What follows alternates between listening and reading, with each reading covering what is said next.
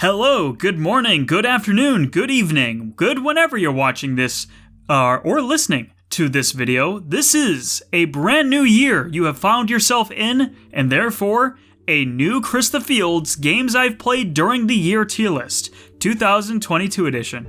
So this list won't be that much different from the previous two that I've done already. It's just going to be new games, 30 games to talk about today if I did my counting correctly earlier.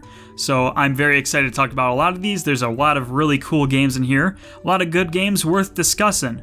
But before we get on to the discussing, there are a couple things I want to go over. First of all, I live in a more busy household than I did the last 2 years, so if you hear the dogs barking or the floorboards creaking or some other noises, some minor distractions, there's not a whole lot I can do about it this year. It's just what it's. Not gonna put too much effort into it. If it gets real bad, then I'll probably cut around it, but I'm not gonna purposely cut around it because it's probably gonna take a while for me to do this because it took me a while for the last couple times. I want to try and speed it up a little, just get through it more efficiently, but maybe you're here for the long-winded discussion, so I'm not going to deprive you of that either. But it is to be mentioned, it is to be said, so if there's a dog barking, they should be calm this time of night when I'm recording, but might happen. The second thing is because I wanted to trim down the list, trim down the games I talk about. If there is a game I've talked about in a previous tier list, or even on the channel to some extent, and I played it again this year, it's probably not going to show up again in this tier list now. If it's been documented how I feel about a particular game pretty well, or if it's just my opinion hasn't changed on it since I last played it or since I last talked about it, I'm not going to talk about it tonight. We'll trim that part of the fat, so be gracious, be happy. I am not talking about Resident Evil 4 for the third year in a row. Maybe that might have upset some of you, but regardless, it's not happening. Maybe another time, who knows?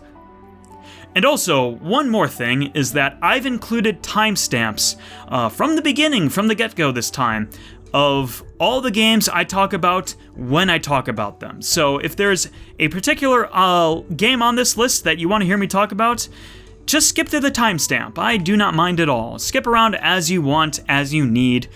Some of these I do talk about spoilers, so be a little cautious going forward. And of course, the biggest change, which you might have already noticed if you're watching the video, is you will notice there is no D tier on this list. This is because I did not play any games this year which I would consider to be a D tier. Instead, I played, well, above D tier games, but I replaced it with something else. At the very top is the Goaty bar, the game of the year. There will actually be 2 games in this category by the time this video is through. The first will obviously be for the game of the year, the game that I played this past year that I thought was the most exemplary, my most favorite game of last year. The second will be my most favorite game that I played last year, which did not come out in 2022. I think that might make for a bit more exciting, a bit more attention, to kind of elevate the games that didn't come out this year, not to punish them because they did not come out within a certain time frame, not to punish myself because I didn't play them in a certain time frame before. Oh my goodness, my voice just kind of failed right there. Regardless, there'll be 2 games in there at the end of the night. It'll be glorious, it'll be fun. And speaking of glorious and fun, let's get on with the fun discussion. Let's get this rolling. To begin with, we have the first game I finished in the year, Suikoden II. The thing that makes Suikoden II so special is people usually say PS1 RPG library is legendary. Some of the best RPGs to have come out of all time were released on the PlayStation. Suikoden 2 being among them. Like, sure, there's Final Fantasy, sure there was those 3 great games of that great trilogy, plus the spin-offs, there's Legend of Dragoon, there's all those other games, but something about Suikoden 2 maybe even better than the rest.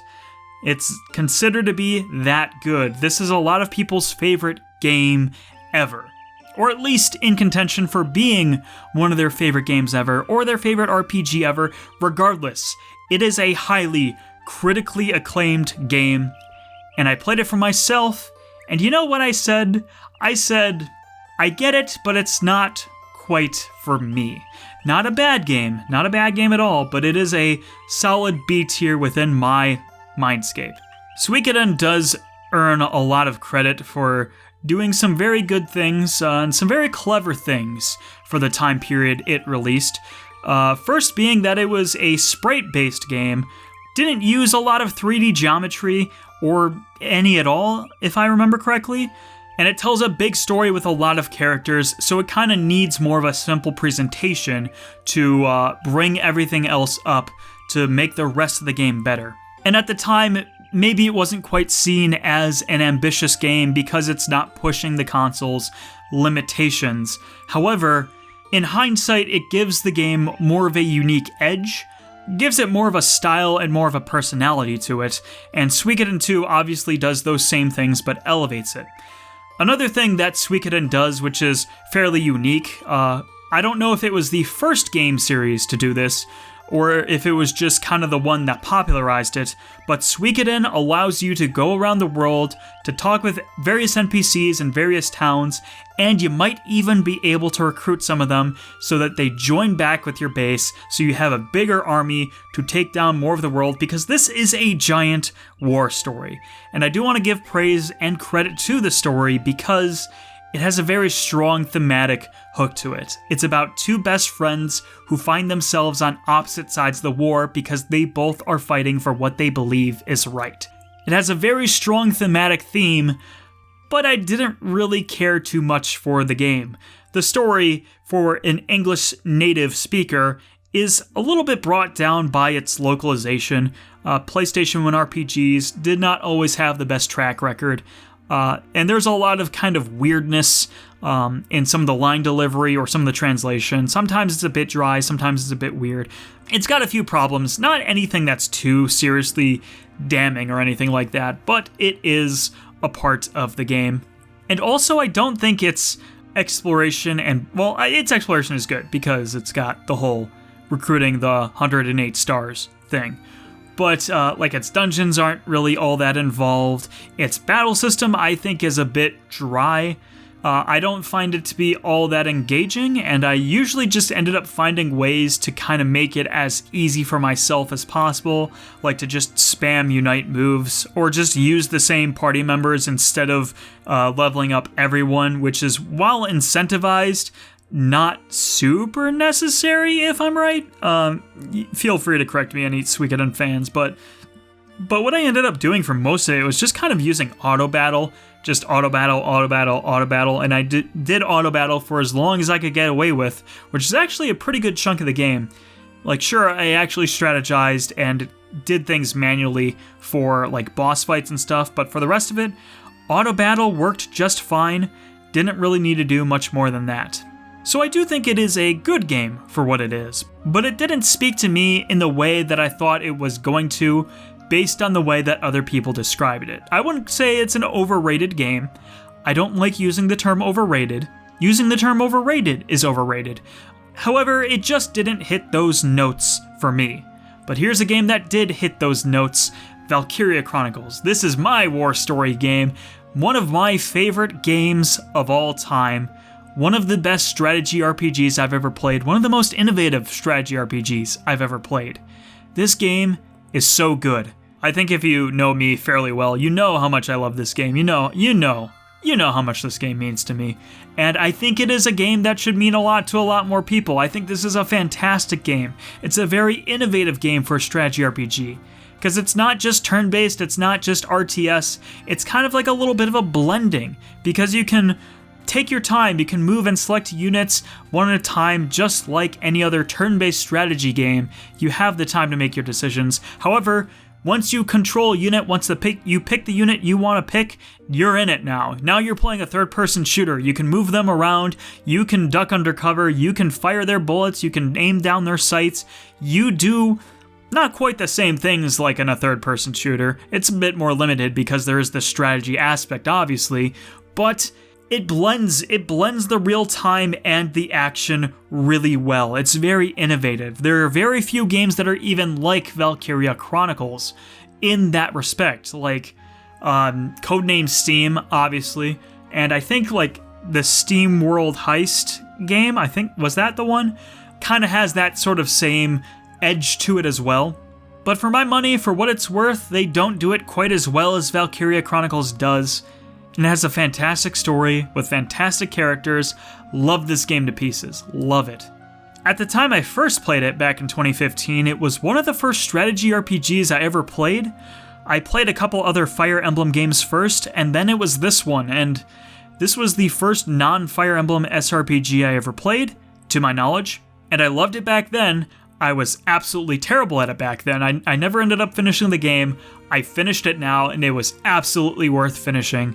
I do think this is a game everyone should play, because I think it's fantastic. I loved it. I thought it was phenomenal. Like, sure, like Scout Cheese, it's pretty easy to break if you know what you're doing, but it doesn't matter. If a fun game is fun, then it's fun. And Valkyria Chronicles is very fun. I thought it would even be my game of the year, not from this year, when I finished it, but didn't quite end up happening. It came very close, but not quite.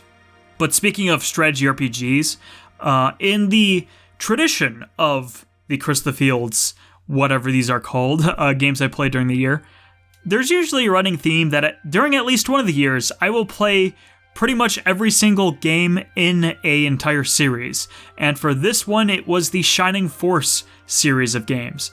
I played 1 and 2 again this year. Don't need to talk about it. I've already talked about them. Opinions haven't changed. But I have played the Shining Force Gaiden games and Shining Force 3. But we'll start with Shining Force Gaiden on the Game Gear. And this is a very interesting game because it's basically just Shining Force in 8-bit on a Game Gear, and it works really well. It did a couple things to improve the Shining Force formula, like experience now rolls over from a level up, so if you gain more than 100 experience points in your level, the remaining is chopped off and it gets put on the end, and now you have that remaining experience points as your base, and you keep gaining, just like any other RPG. So that was addressed, that was fixed, it makes leveling up easier.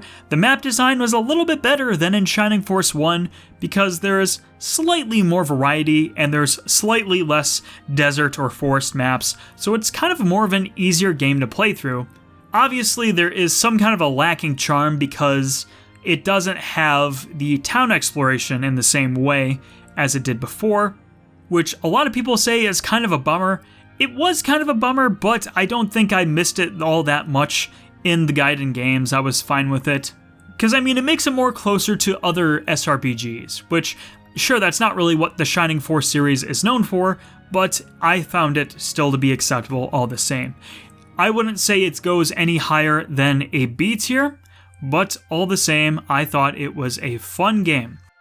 Shining Force Gaiden 2, the Sword of Hajya, is basically about as good as Shining Force 1 or Shining Force Gaiden 1.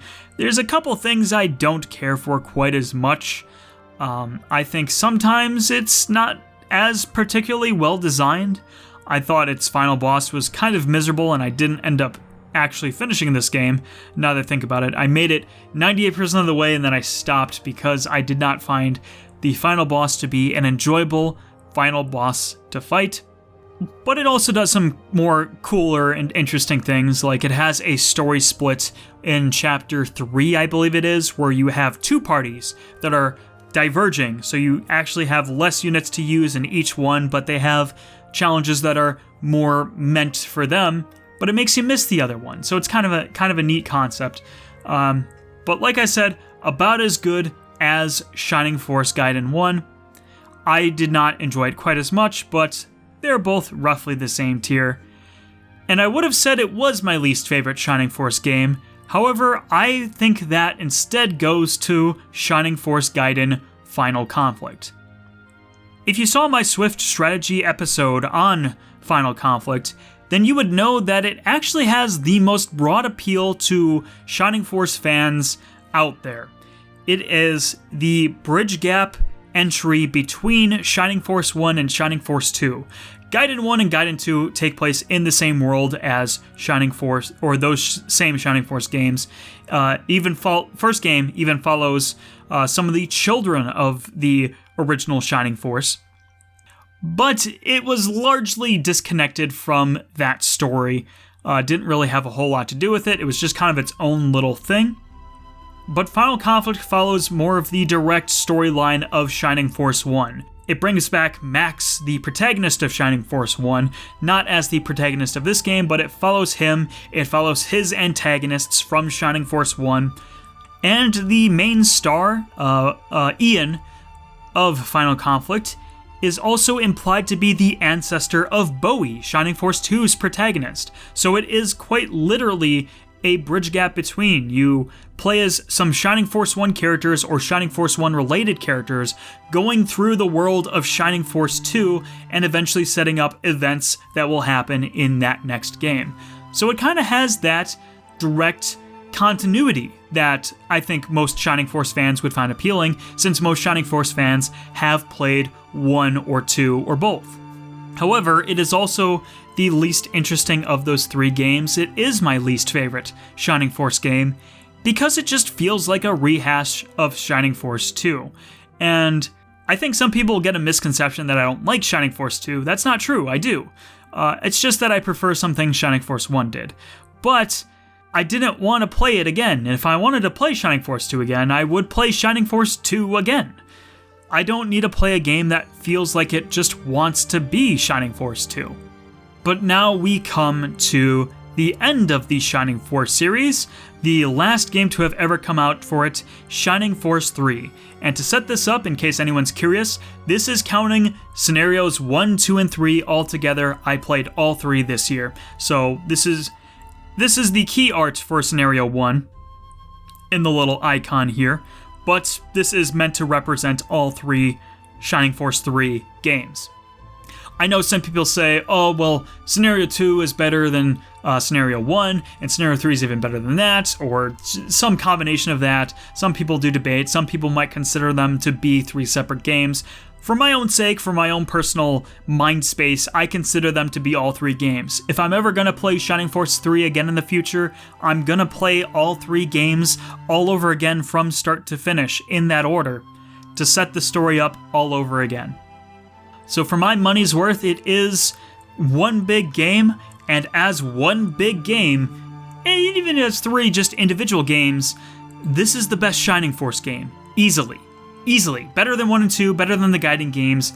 Easily. This is my favorite Shining Force game. They've topped themselves on this one. Camelot did a fantastic job making this game.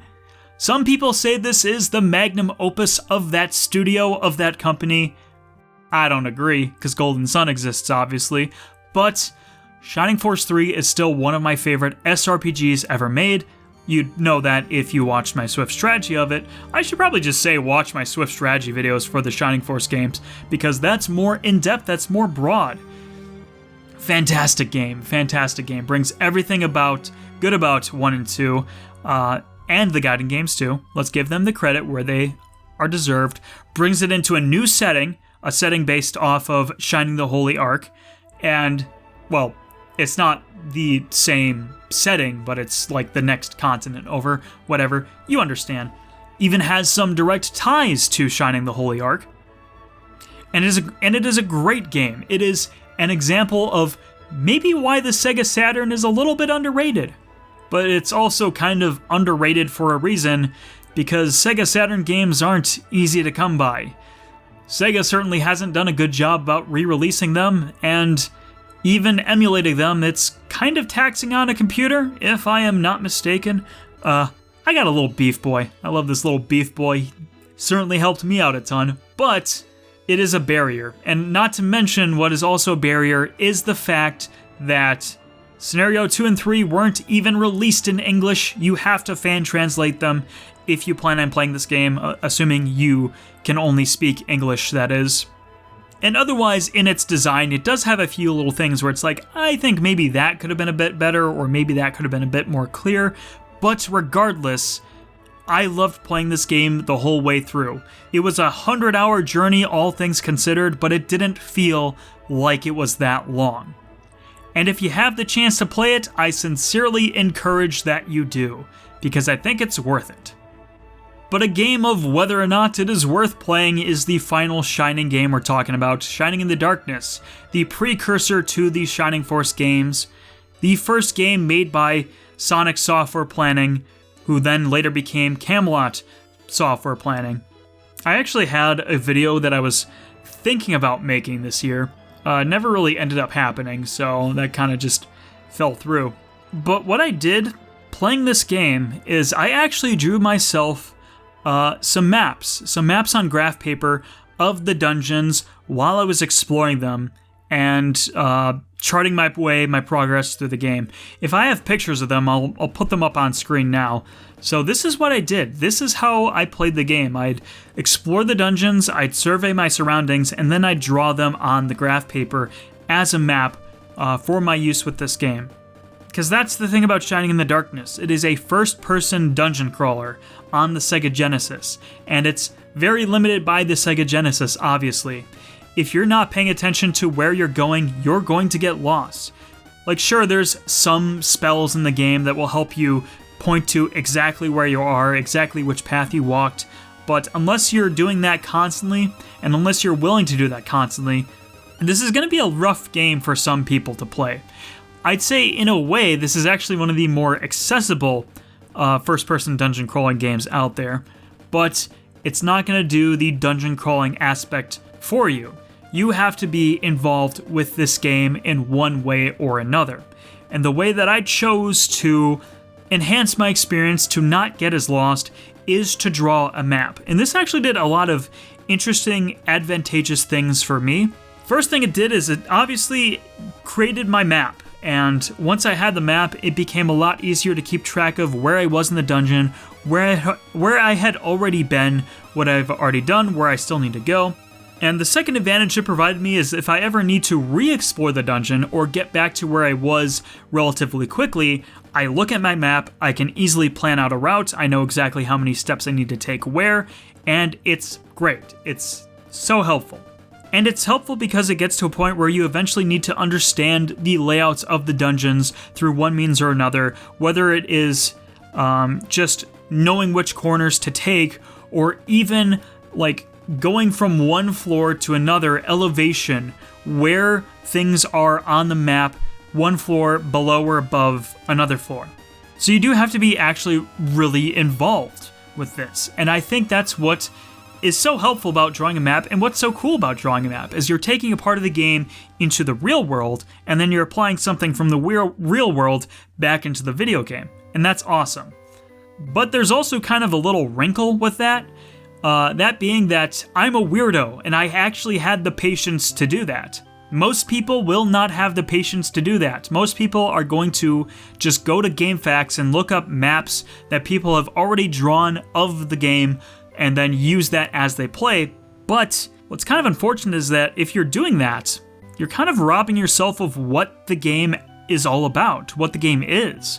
Because a dungeon crawler is about getting lost. It is about tracking your own progress. It is about drawing your own maps and realizing where you've been and where you need to go. And as you do that, you'll fight lots of monsters, you'll gain lots of money and resources and levels, and then once you gain a lot of those, you lose a lot of health and hit points and mana, and you have to go back to town.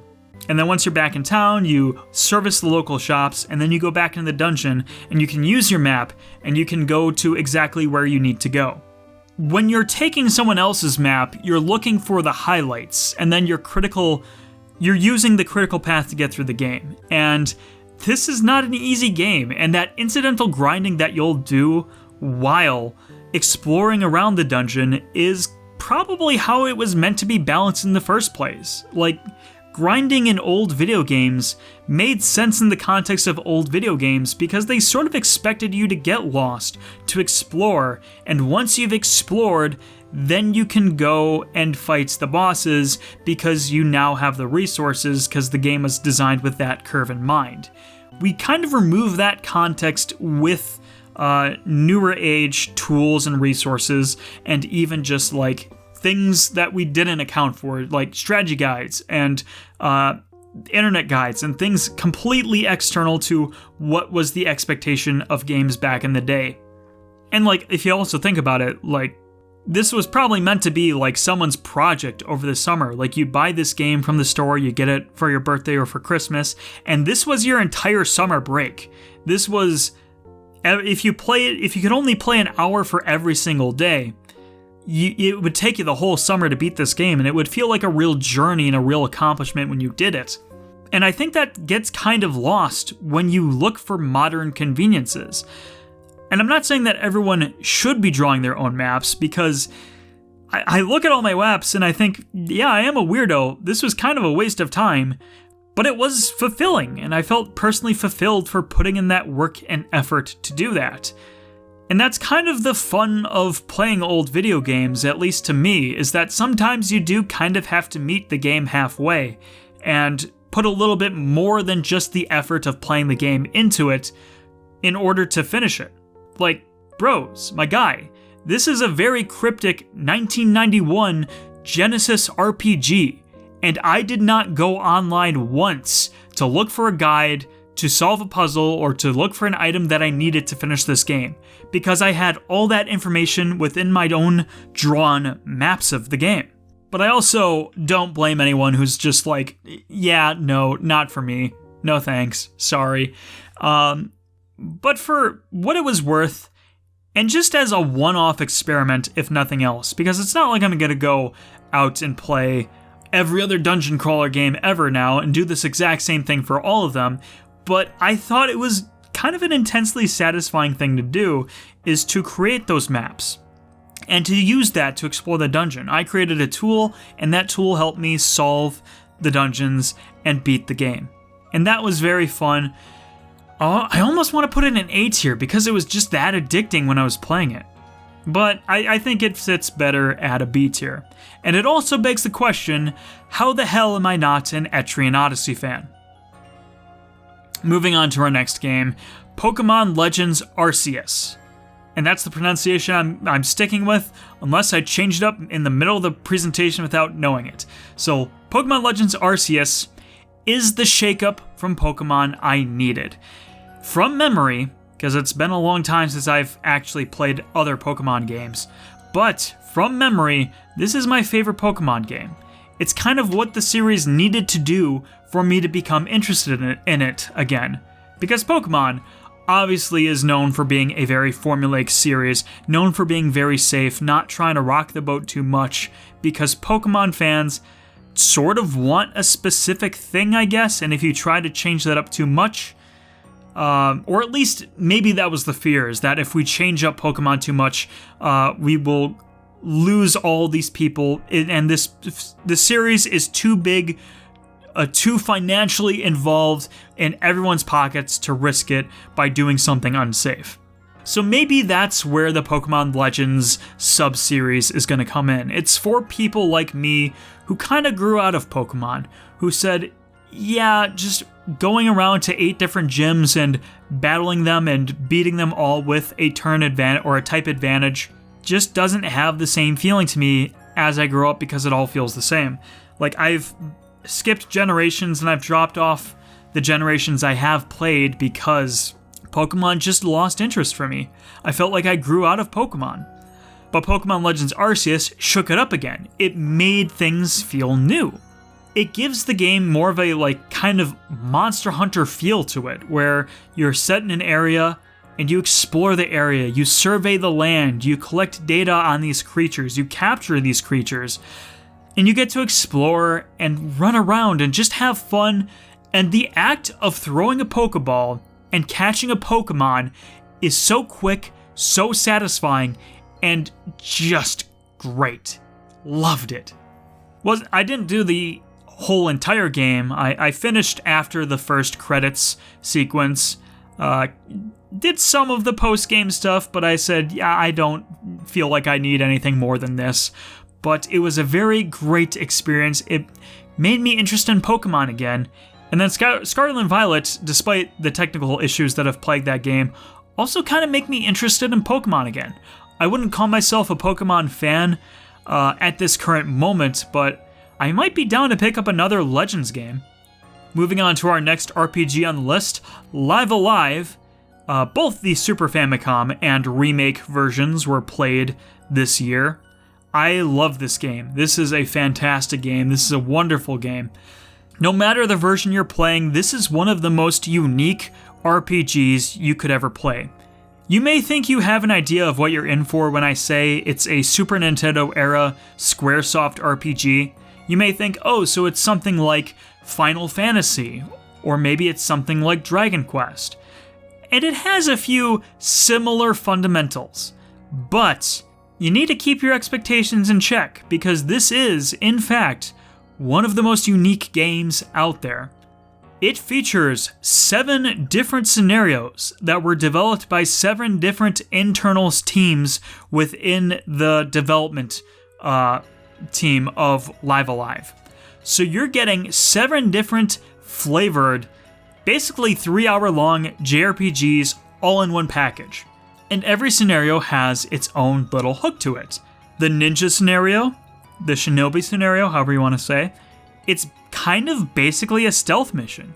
You can kill as many of the enemies in the base as you want, or you can sneak past all of them. You can get through the entire scenario without taking a single life, minus the final boss. Then there's the tournament arc chapter, Misaru's chapter, where you are basically in a Street Fighter style menu for the whole game. There's no exploration, there's no nothing. It's just only the battles. And then you contrast this with Cube's scenario, where the entire thing is exploration and there's almost no combat in it whatsoever. And even then, it has sort of a horror aspect to it, because it's kind of based off the Aliens 2001 Space Odyssey kind of film. All the scenarios in this game are based on some kind of film genre. So basically, yeah, each single scenario in the game has the same fundamentals. If you like playing one scenario, you'll probably like playing another scenario, and if you like playing those scenarios, you probably like Super Nintendo era RPGs. But they're all the same, and they're all different, and they all do something different within themselves. It also has a really interesting battle system too, where it all takes place on a grid, and you have moves that have different attack ranges, and it's very neat. It's a little hard to describe if you don't know what I'm talking about, but it is a game worth playing. This is one of the most impactful, unique, and creative games out there. It's worth a play, so go on and play it. Original or remake, who cares? Go ahead and play it. They're both worth it. On to our next game, another Square Enix game now. It is Triangle Strategy, sort of a spiritual, I don't want to quite say spiritual successor to like Tactics Ogre and Final Fantasy Tactics. It's just a new IP, new strategy RPG that kind of takes away some of those similarities and some of those aspects. So Triangle Strategy is a really good SRPG. I think a lot of people out there fell way harder in love with it than I did. I didn't think the game was all too special, but it was just really good. It's a solid B tier in my mind. Just a really good SRPG. I had a good time playing it. I quite enjoyed it. And what really sets it apart, what really makes it truly unique, is that it has a branching story system, has a true war political system where you are involved with the politics and you make decisions based on those politics. So in between some battles, you may be tasked with making a certain choice. This choice will be, oh, do we side with this army or this person, or do we go to this place or that place, or should we try one of these different strategies in the upcoming battle? So there's choices to be made. However, you don't directly make them. Your entire crew, your entire house, your entire party, essentially, votes on them. You vote on the decisions you made, and democratically you decide what plan your army will end up going through in the future. So in order to get the decisions, or to have them make the decisions you want them to make, you have to actually convince them. You have to find evidence out in the world. You have to gather character details. You have to talk to people. You have to gain testimonies, and using that evidence, you then make your case to them. And it's not always the most deep thing in the world. It's not like truly philosophical, but it is involved, and you do have to pay attention. And because there are obviously those branching stories, it means this game has quite a bit of replay value it can work with. So, like, for me, my playthrough this game, my playthrough was basically all about Hyzant, and I don't remember the specific race or demographic of people, but the ones with the pink hair, the ones that are enslaved and blamed for a previous tragedy long ago. Like, what might as well be kind of like a B-plot, or like not the main focus, because obviously the army from the north is invading and trying to conquer the kingdoms that you're directly descended from. So it felt like that should have been the main story of the game. However, my main story was all about Hyzant and their oppression of these people. And eventually I went into a story about freeing those people and eventually just kind of escaping the continent. And it felt like kind of a weirdly natural path that the story could have taken, and that's just kind of how it ended up for me. However, here's also another thing that bothers me about triangle strategy, and I'm not going to give it too hard of a time because I don't know the specifics. I won't try to like put words in this game's mouth or anything like that. However, from my understanding, in this game of branching choices and alternate scenarios and creating navigating the moral landscape of this world, there is a specific route in the game you take, and if you take that exact specific route, that leads to the true ending of the game, which is the best possible outcome. Dudes, you bungled it. You fumbled. What are you doing? No, you've ruined the point.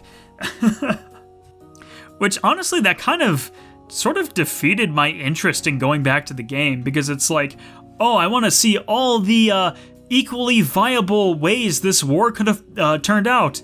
Oh, there's just one option that's objectively the best option? Oh, well, alright then. Makes me appreciate Fire Emblem Three Houses a little more. Like, for as many problems as that game had, at least it knew not to do that. Anyway, we should probably just move on to the next game. Deedlit in Wonder Labyrinth, Record of the Lodoss War.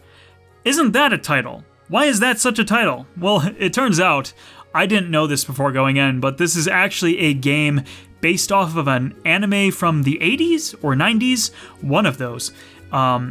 So this is actually a tie-in game to a pre-established property already. I had no idea when I was playing this game. I just found it on Game Pass one day, and I said, hey, that looks a little interesting, I'll try it.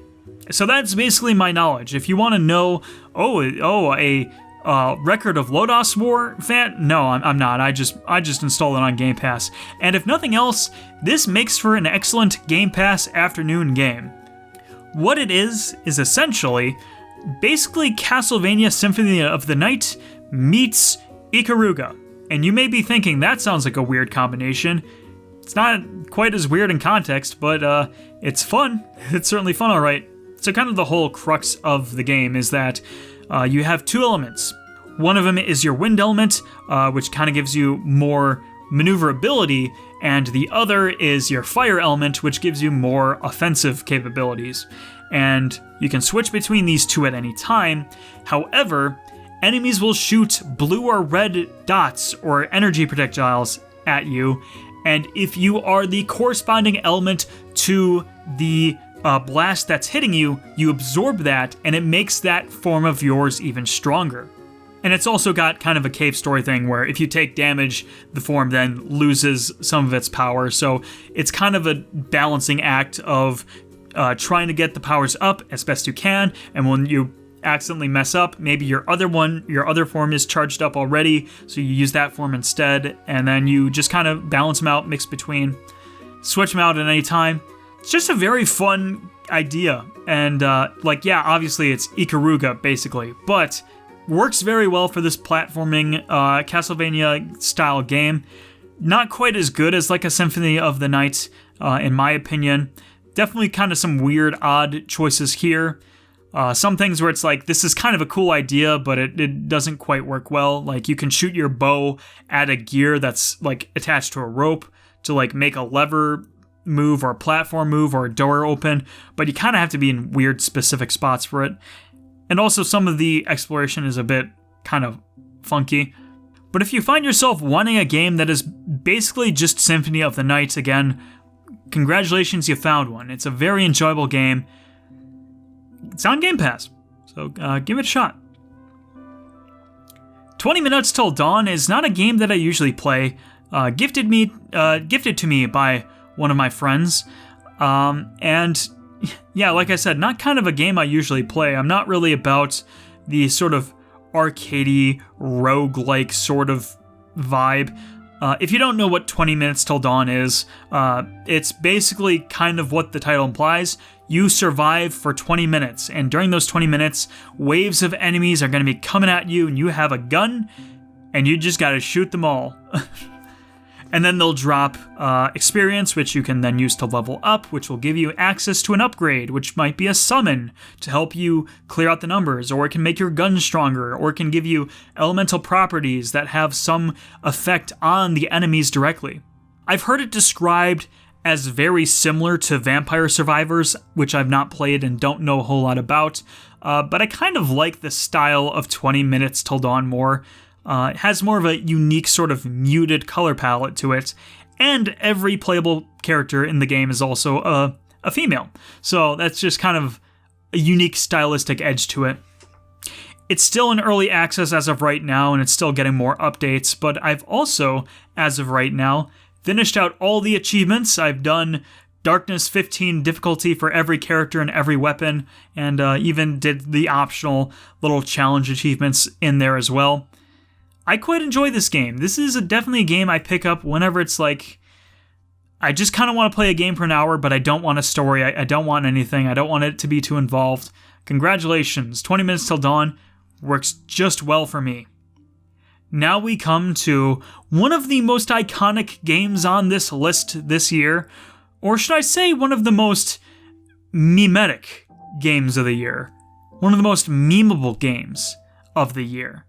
Metal Gear Rising: Revengeance is famous. It's legendary. I think I knew most of the script for this game before I had even played it myself. It is that quoted, it is that beloved, it is that respected. And it's got a little bit of a learning curve to it. It's a bit of a time trying to come to grips with playing this game. There's kind of a few things about the controls and the way you're playing this game, the way that you need to optimally play this game that didn't quite make sense to me. It kind of took me a lot of time to get used to, and I'm like, oh, I'm not so sure about this game. But the more I tried, the more I picked it up, and the more I picked it up, the farther into the game I got, and the more crazy shenanigans I saw, and the more just fantastic of a time I had. This is definitely one of my favorite games from Platinum Games. Some may say the kings of the character action genre, because the design of this game is very thematic. This is a visceral game. It wants you to be aggressive. It wants you to just attack. Always be on the offensive. It doesn't really want you to be all that defensive, which is kind of strange, considering that Bayonetta is the other like flagship game, the other famous game this studio has made. But no, this one is all about the offense. It wants you to rip and tear. It wants you to slash enemies, and once they're open, it wants you to just slice them in half, rip their heart out, and then crush it. Ooh, oh man. Is there anything more dopamine injecting than ripping out their spine and just smashing it to get full energy again? Oh my goodness, that's one of the best feelings in any game I've played. And then there's the boss fights. Some of the most famous boss fights come from the Metal Gear series in general. It could be debated that some of the most famous boss fights in the Metal Gear series come from this game. What a fantastic game. Oh my goodness. I almost want to pick it up and play it again, because it's not all that long. It's like, what, an 8-hour game? Maybe? I don't know. It just felt like the right time to play it when I did. I've wanted to play this game for years now, but I promised myself I would finish Metal Gear Solid 4 first, and then I could go and play this game. Guess what? I still haven't played Metal Gear Solid 4. It's still on my shelf. I still haven't played it. I was just like, you know what? Screw it. I'm just going to play Rising because I want to. I'm very glad I did. Not quite S tier for me. Not quite. It was almost there. It's so almost there that it could be. But how about we move on to a game that I am truly excited about. A game that I truly do love. Ladies and gentlemen, we have Wild Arms, a rootin' tootin' masterpiece. This might not be so surprising when I put it that way, but this is one of the games of the year that I was mentioning. This is my game of the year of games not released in the year of 2022. I loved this game from the moment it started to the moment it ended. This was a game that, for once, I wasn't binging. Usually when it comes to games, I try to get through them as fast as I possibly can. Try to get as much playtime in the day as possible to smash through these games so I can put them on this list so we can talk about them at the ends of the year or beginnings of the year. It depends how you look at it. But Wild Arms, it's a game I took my time with. I played it at the start of the year. One of the first games I actually started up this year was Wild Arms. Started playing it, and then I took some breaks. And then after a couple months of breaks, then I came back to it, and I fell in love all over again. And then I took some breaks, and then I fell in love again when I played it again. And this was a game that lasted me pretty much half the year. And this is definitely a game that is in argument in favor of the concept of maybe I should slow down, maybe I shouldn't be so quick about binging games and finishing games and just giving them the time to breathe. Because this is a very simple game. This is not the most groundbreaking RPG on the PlayStation 1. In fact, it's so traditional and so simple that it's really not that much better than a Super Nintendo game. If the graphics were a little bit worse, this could have probably fit and played well on a Super Nintendo. But everything it does kind of hits the exact right notes of what I look for and what I want out of an RPG. It's got a small cast of delightful characters that are reasonably well fleshed out. I won't say they're like the most deep characters ever, despite only 3 of them being in your main party, but they were delightful presences, and I loved what their character arcs went through and what they grew through. I love the battle system. I think it's a little easy, but ironically, I played the first couple hours again very recently, and the beginning is actually a lot harder than I remember, so maybe it's just kind of when you get more tools and options, the game gets easier, and I sort of kind of falsely remembered that when describing it in my video. But I love the core fundamentals of the battle system. It has a lot of interesting strategic consideration you could make at any time. I love the world. I love exploring this world, and I love that it has just simple puzzles in its dungeon. I love that it has treasure chests off the beaten path with very useful rewards, which makes me want to go out and seek more treasure chests. There are secrets in the overworld to discover, whether that be completely optional like events like the Colosseum, or even just lore and story bits, like you get to go to Zeppet's old lab. You get to read his diaries and you get more backstory on the game. It's just the combination of a lot of really good and solid ideas that make me really appreciate the game. It's one of those games. Wild Arms is another game that's been on my radar for a long time, even longer than Suikoden II. And it's always been one of those games where it's like, oh, if I ever get the chance to play it, I want to play it. In fact, I actually bought the PlayStation Mini console kind of almost exclusively because, oh, it has Wild Arms on it. I want to play Wild Arms. Failing to realize that Wild Arms was also on PlayStation 3, and I could have just played it there. Regardless. Oh, and I also waited until that PlayStation Mini was like 60% off. Like, dang. That console has some problems, but it's not enough problems to not be like $40 worth it. but this was a wonderful game. Like, it sold me on the Wild Arms series. I got a few more of the Wild Arms games since I finished this one, and they're not super high priority. I'm not like making the list, prepping the list for those next games, but whenever I get the chance for them, I'll play them. But I just loved this game. This is my favorite PlayStation 1 RPG. Not quite my favorite PlayStation 1 game. Mega Man Legends still eclipses it, but comes really close to Legends. Maybe this is my second favorite game on the console. I suppose we could make that argument. And now we're coming to what was, I guess it wasn't announced before this last year started, wasn't it? It was announced during the year. But Xenoblade Chronicles 3, when it was announced, at least, my most anticipated game of the year.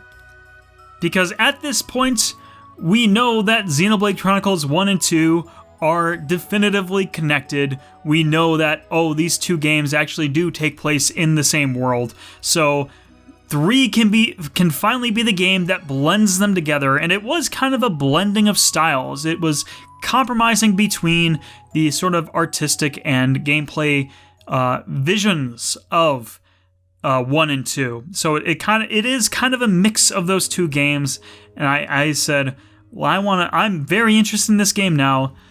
I want to see where this goes. I want to see what it's about.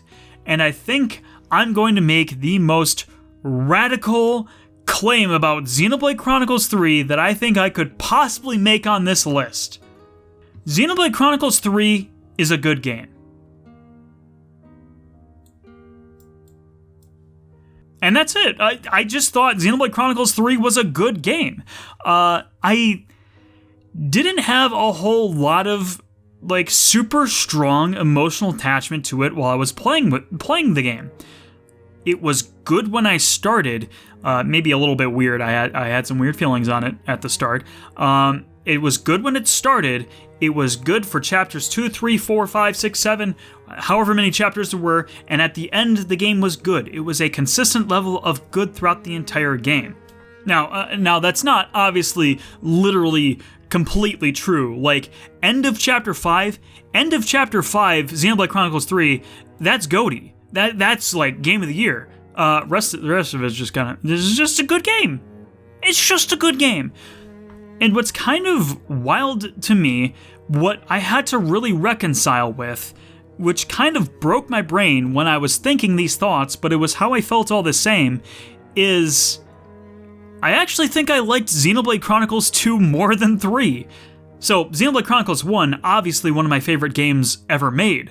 One of my favorite games, my favorite game released on the Nintendo Wii. Not an absolutely perfect game, but as close to perfect as Xenoblade has ever got, in my opinion. Just the series. Xenoblade Chronicles 2 is a game with abysmal lows, embarrassing lows so low that I cringe and actually consider and wonder if I'm really playing a Xenoblade Chronicles game. But at the same time, it also has supreme highs. It has highs. When it's high, it's debatably peak Xenoblade, even better than 1 in some ways.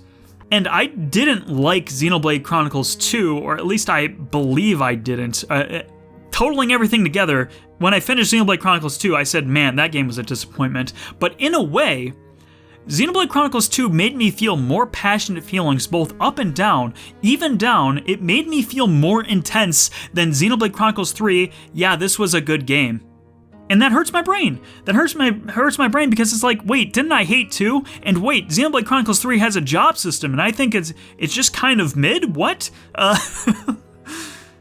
Just kidding, it's not mid. It is a good game. I think its opening hours are kind of a bit weird and a bit like, I don't think esoteric quite captures the feeling I think it sort of provides, but this is strange. I had an idea, I had a vision in my mind of, okay, this is obviously what Xenoblade Chronicles 3 is going to be, and it wasn't quite exactly that. In fact, I was sort of extremely confused by the beginning of this game, and a lot of the narrative and gameplay choices it made. And what's funny is that I believe this was Darkfry, so shout out. Darkfry on Twitter made the statement that if you are not a fan of Xenoblade Chronicles, the story is going to make way more sense to you than someone who is a fan of Xenoblade Chronicles 1 and 2. And absolutely, I agree with that 100%, because me, who was a fan and who has played those previous games, is looking at all the direct references which are being like showered onto my eyeballs, which have no connective tissue or like removed context or some weird aspect to them, like wait, why is there metal faces on those big robots? Wait, we're going to Colony 9, but this isn't the Colony 9 that I know. Is this the same Colony 9? Was the old Colony 9 destroyed? What is my role in the world? Why is the exposition of this game so weird? How did these two, I see the Mikana Sword and the Araya Mountains. How did these two worlds come together? Because they certainly weren't the same world in that sense before, and someone who is not a fan of Xenoblade Chronicles 3 is just going to play the game and go, aha, yes, a story about how change is incredibly scary, and sometimes it might be easier to accept that the poor state of the world we live in is more appealing, because if we change it too much, we might lose the ones we love the most. Aha, the endless now. So yeah, that was kind of actually the most surprising thing about Xenoblade Chronicles 3 to me, and I do have to respect, I will give it credit and I will respect this, is that despite having every excuse to, this isn't the absolute blowout of fan service finale of the trilogy that it had every right to be. Because Xenoblade Chronicles 3 didn't have to be someone's first game in the series. Obviously, 2 was released on Switch first, and then 1 came later. And there you go. You have Xenoblade Chronicles 1 and 2 already available on the Nintendo Switch. If someone wants to play a Xenoblade Chronicles 3 for the first time, they have the access and the means to play the entire story up to this point.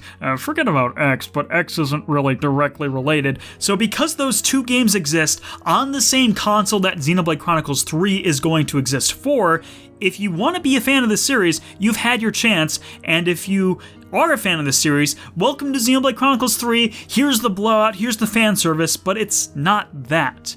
It's still its own self-contained story, and it's still just as accessible for newcomers as it is for returning fans. Now, obviously, as you get later into the game, there's going to be more direct of referencing that is going to mean way more to you if you've played Xenoblade 1 and 2. However, if you are still a newcomer, you can play through all of Xenoblade Chronicles 3 and get a complete standalone story that is just by itself. But in a way, that's kind of a little bit of my problem with it as well. As much as I do respect that is a little bit of my problem with it, is that this game leading up to this game's release was kind of branded as the conclusion of Klaus's experiment. This is the endpoint. This is where all of the aftermath of Klaus's experiment led to. And if you've only played Xenoblade Chronicles 3, you may be saying, wait, hold on, I don't remember there being a character in the game named Klaus. And it's like, yeah, they didn't even mention the dude who is responsible for basically this whole thing. Is this a spoiler? Because I'm not even spoiling the game I'm talking about, but am I even spoiling the game I am talking about? I don't know. You know, I might as well just say, hey, spoiler warning, I'm going to talk about the ending of Xenoblade Chronicles 3 right now. The reason I really don't consider this the conclusion of this entire story arc that spans the 3 games is because it doesn't really feel like it's wrapping anything of those 3 games up. Obviously, the worlds crash together and they combine together, but guess what? They're in like basically an alternate dimension where time has stopped or something like that, and they just are, but they're separate, but they're together, but okay, we'll defeat the final boss and we'll have the world state return. Oh, wait, but the world state returning means these two worlds that were together are splitting up again, and they won't be intersecting anymore, and they'll be gone. The whole story of Xenoblade Chronicles 3 basically doesn't even happen. Now I know it happens. I know the characters maybe remember, and if the Luxon epilogue DLC Wave 4 theory is correct, which I honestly kind of hope it is, and it does actually tie things together, then I will say, then yes, Xenoblade Chronicles 3 will be the end of the trilogy that naturally leads all the events of Klaus's experiment back together and concludes it. But as things stand right now, I feel that story arc is just as concluded now as it was right before the game launched. I don't feel like any new information was really applied that makes it more complete. Well, anyway, I think that's going to be the end of the spoilers. So we could probably start moving on to the next game now. So as for our next game, we have Star Ocean, the Super Famicom version. So I played the original Star Ocean, the first Star Ocean.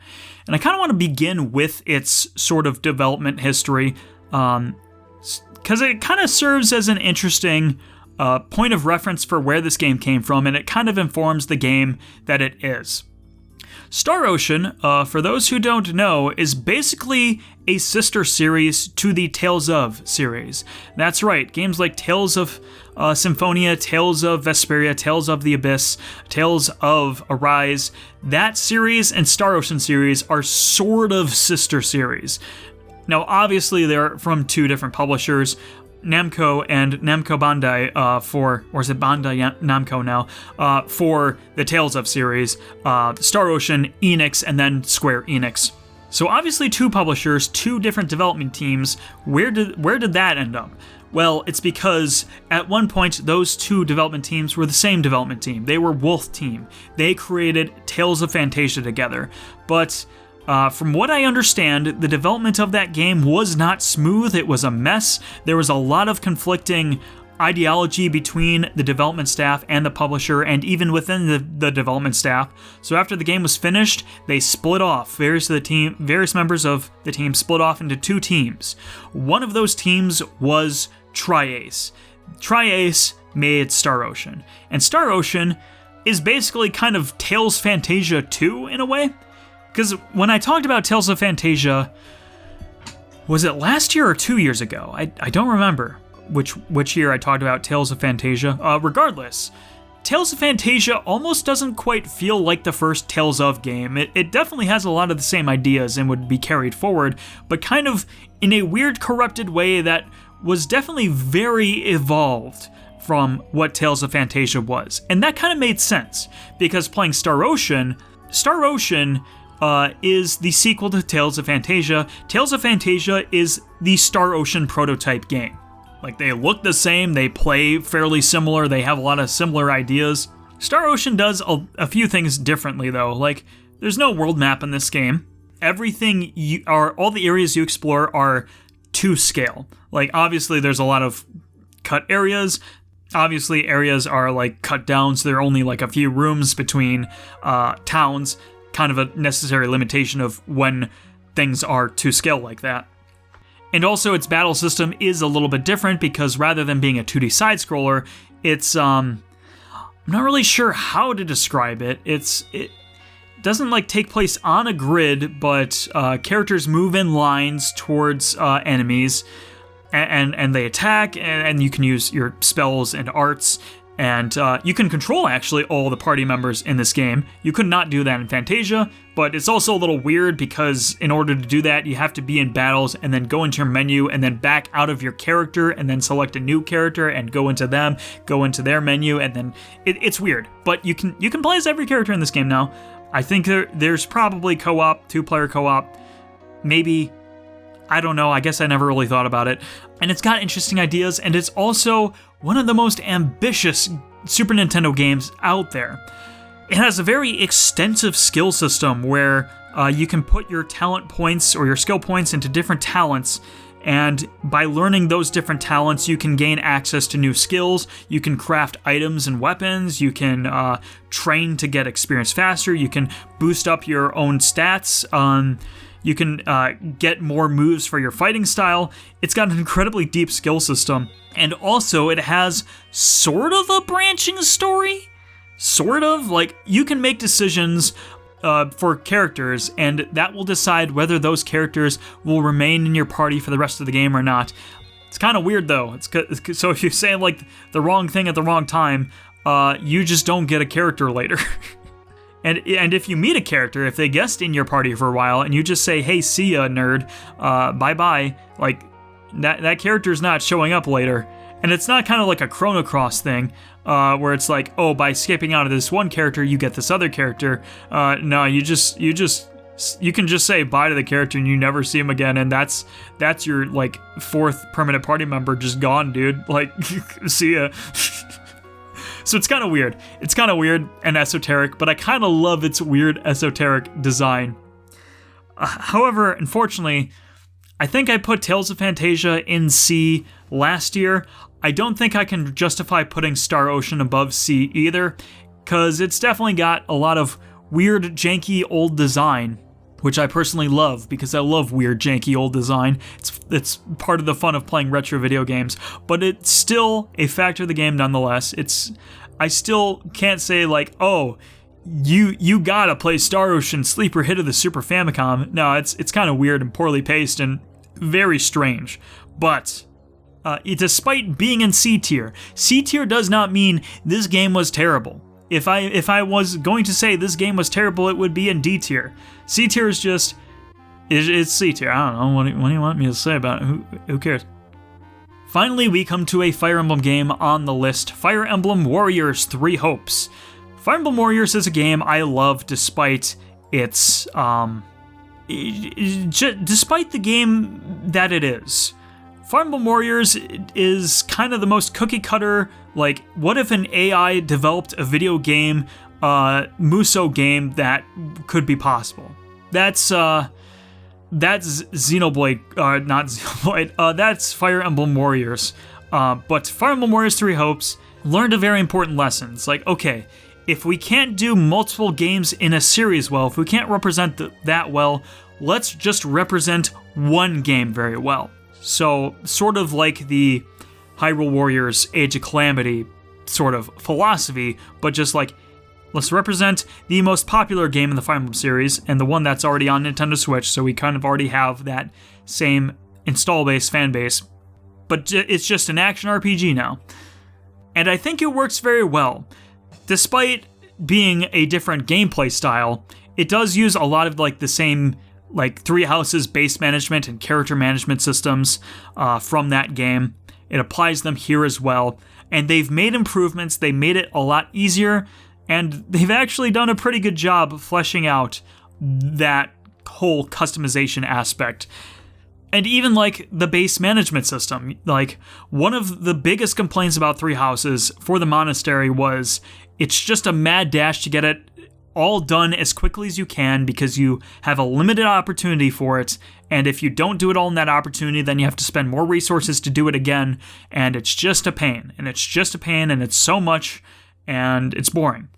Three Hopes realizes, hey, let's just not make the players do that all at the same time. Let's just give them the freedom to come back later and say, okay, now I'm ready for just a little bit of base management. Let them do the little bit they want and then send them back out into battles. They can come back later and do more of it.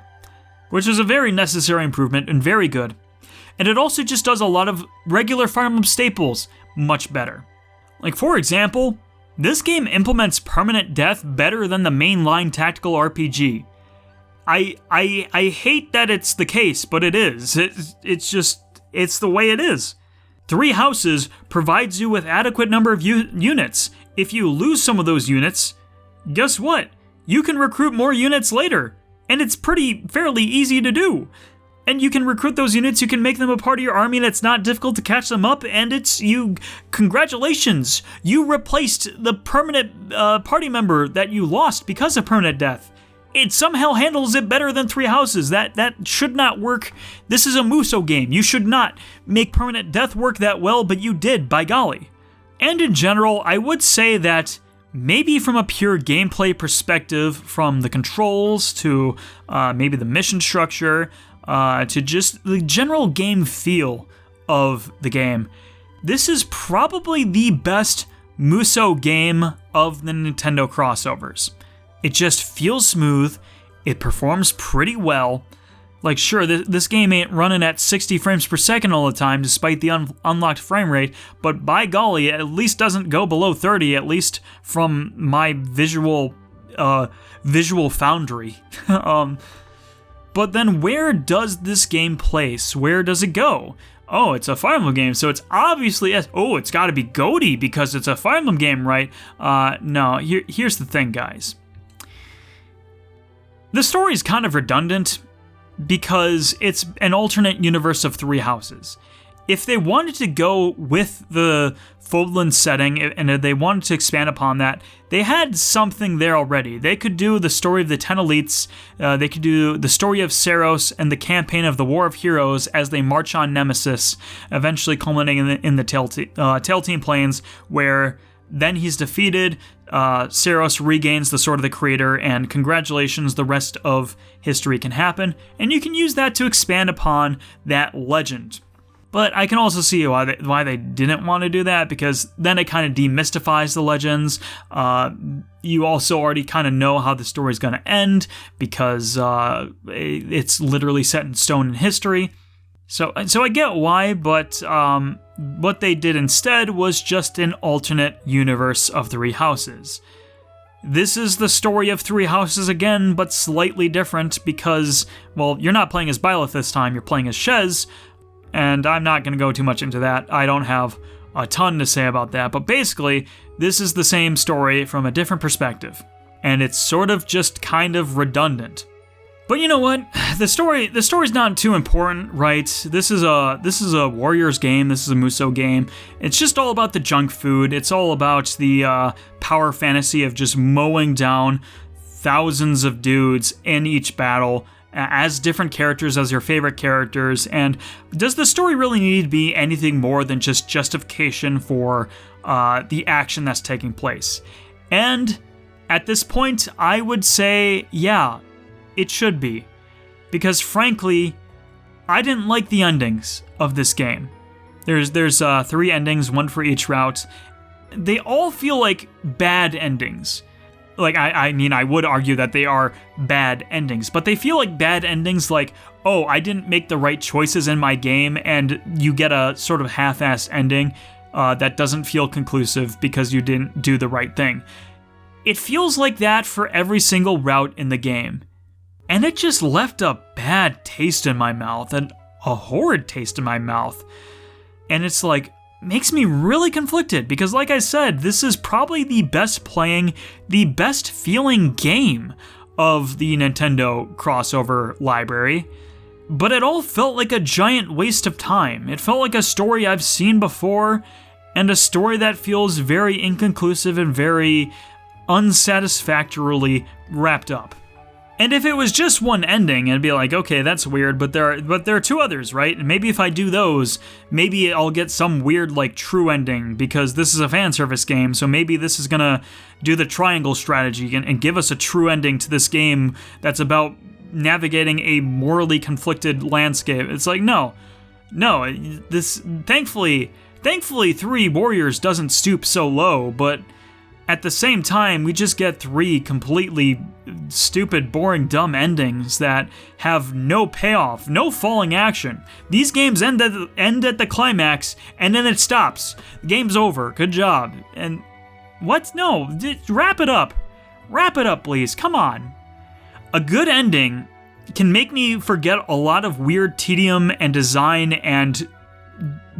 that was made at the expense of the player. Like, there's a reason why Persona 3 is one of my favorite games of all time, despite the fact that it's Persona 3. It's because that game stuck its ending and really solidified the theming of that game. Final Fantasy 15, boy, that's a mess of a game, but boy, that ending's actually pretty good. Fire Emblem 3 Warriors is a game where the game was good at that point, all the way up to that point. It was really good. The ending sucked. The ending sucked 3 times over, and it just felt like a huge waste of time. That might actually probably be the most surprising positioning on this list here. Look at me being like, oh, Xenoblade Chronicles 3, what a hot take. That game's good, buddy. No, and then there's a Fire Emblem game in the C tier. Speaking of Fire Emblem games in the C tier, BS Fire Emblem should be standing for another acronym that is BS. Yeah, that game kind of stinks. So obviously a very novel concept for its time. If you don't know what BS Fire Emblem is, hopefully you've heard of the Satellaview, and if you haven't heard of the Satellaview, it's basically an add-on for the Super Nintendo, or the Super Famicom for Japan, since it was only released in Japan, and it allowed you to download games off of satellite radio, and then you could play them. You might even have some broadcast sound link with some sweeping orchestral scores and beautiful voiceovers and stuff beyond the Super Famicom could produce. So look up a Satellaview video history primer if you want, or just go to my YouTube channel and look up the BS Fire Emblem retrospective, where I explain all of this, and I also explain how this game's kind of stinky and boring because it's a Mystery of the Emblem clone that doesn't do anything new aside from the novelty features, which are lost today because you can't replicate that by just playing the ROM, because that couldn't be extracted from a ROM file because it was broadcasted. So it's like the one thing that really makes this game unique and stand out is sort of just lost media. And maybe I'd be singing a different tune if the gameplay was kind of fun, but I don't think it is. It's the same Fire Emblem framework, but it's... And you know what? I don't think the score attack angle is a bad move for a Fire Emblem game. I think that could probably be very fun if Intelligent Systems actually really experimented with that. It could be a fun thing. That could be a next mobile game. Well, it could be, but Fire Emblem Heroes makes way too much money for them to consider a new idea. Anyway, I don't think it's a terrible idea, but in execution, it doesn't work very well in BS Fire Emblem. And even the remake, the New Mystery of the Emblem remake, where it includes the 4 bonus maps, which are remakes of BS Fire Emblem, it's just not that good. It's just not that good. In fact, it might even be a little bit worse than the original in how it's designed. But you know what? BS Fire Emblem is not for me. It's my least favorite Fire Emblem game. It's my least favorite Fire Emblem game in a series that I dearly love, and I hope I still love it going forward. Listen, I'm looking forward to Engage, but I'm not really excited about it. I hope you understand. Toaster Defense is a game made by friend of the show, Nathan Wooten. Good job, Nathan, publishing your first game. Publishing, releasing, shipping. The game shipped. You shipped a game. Good job on that one. Boy, I hope I can make it there someday. For real, it's actually a dream of mine to make a video game one day. I technically already have. But it's not published anymore. That is lost media. You can't find it anymore. It also kind of sucked. It needs more polishing up anyway. But anyway, Toaster Defense is a game that is a very neat concept.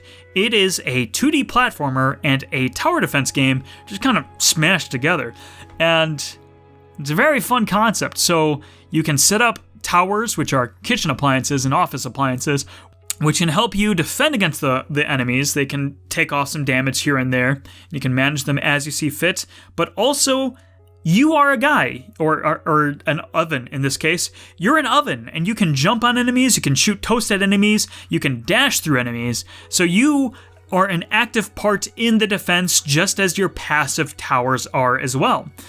And that makes for a really cool and fun concept. I actually bought this game for a few of my friends after it came out, and one of them was like, yeah, this game's super fun because it has that really kind of unique little edge to it.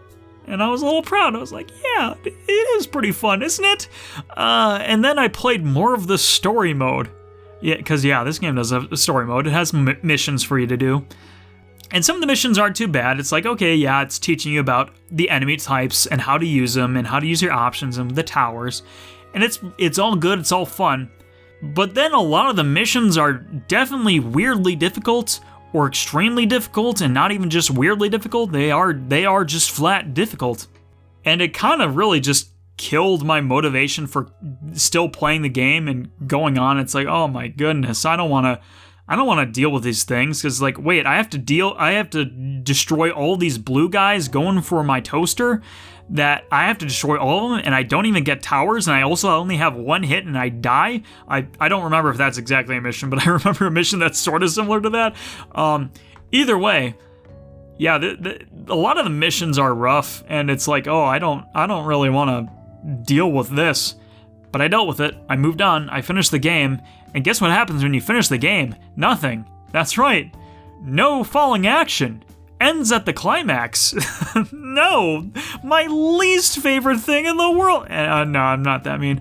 But I'm also not that nice either. I'd say lowest of B tier is the best again.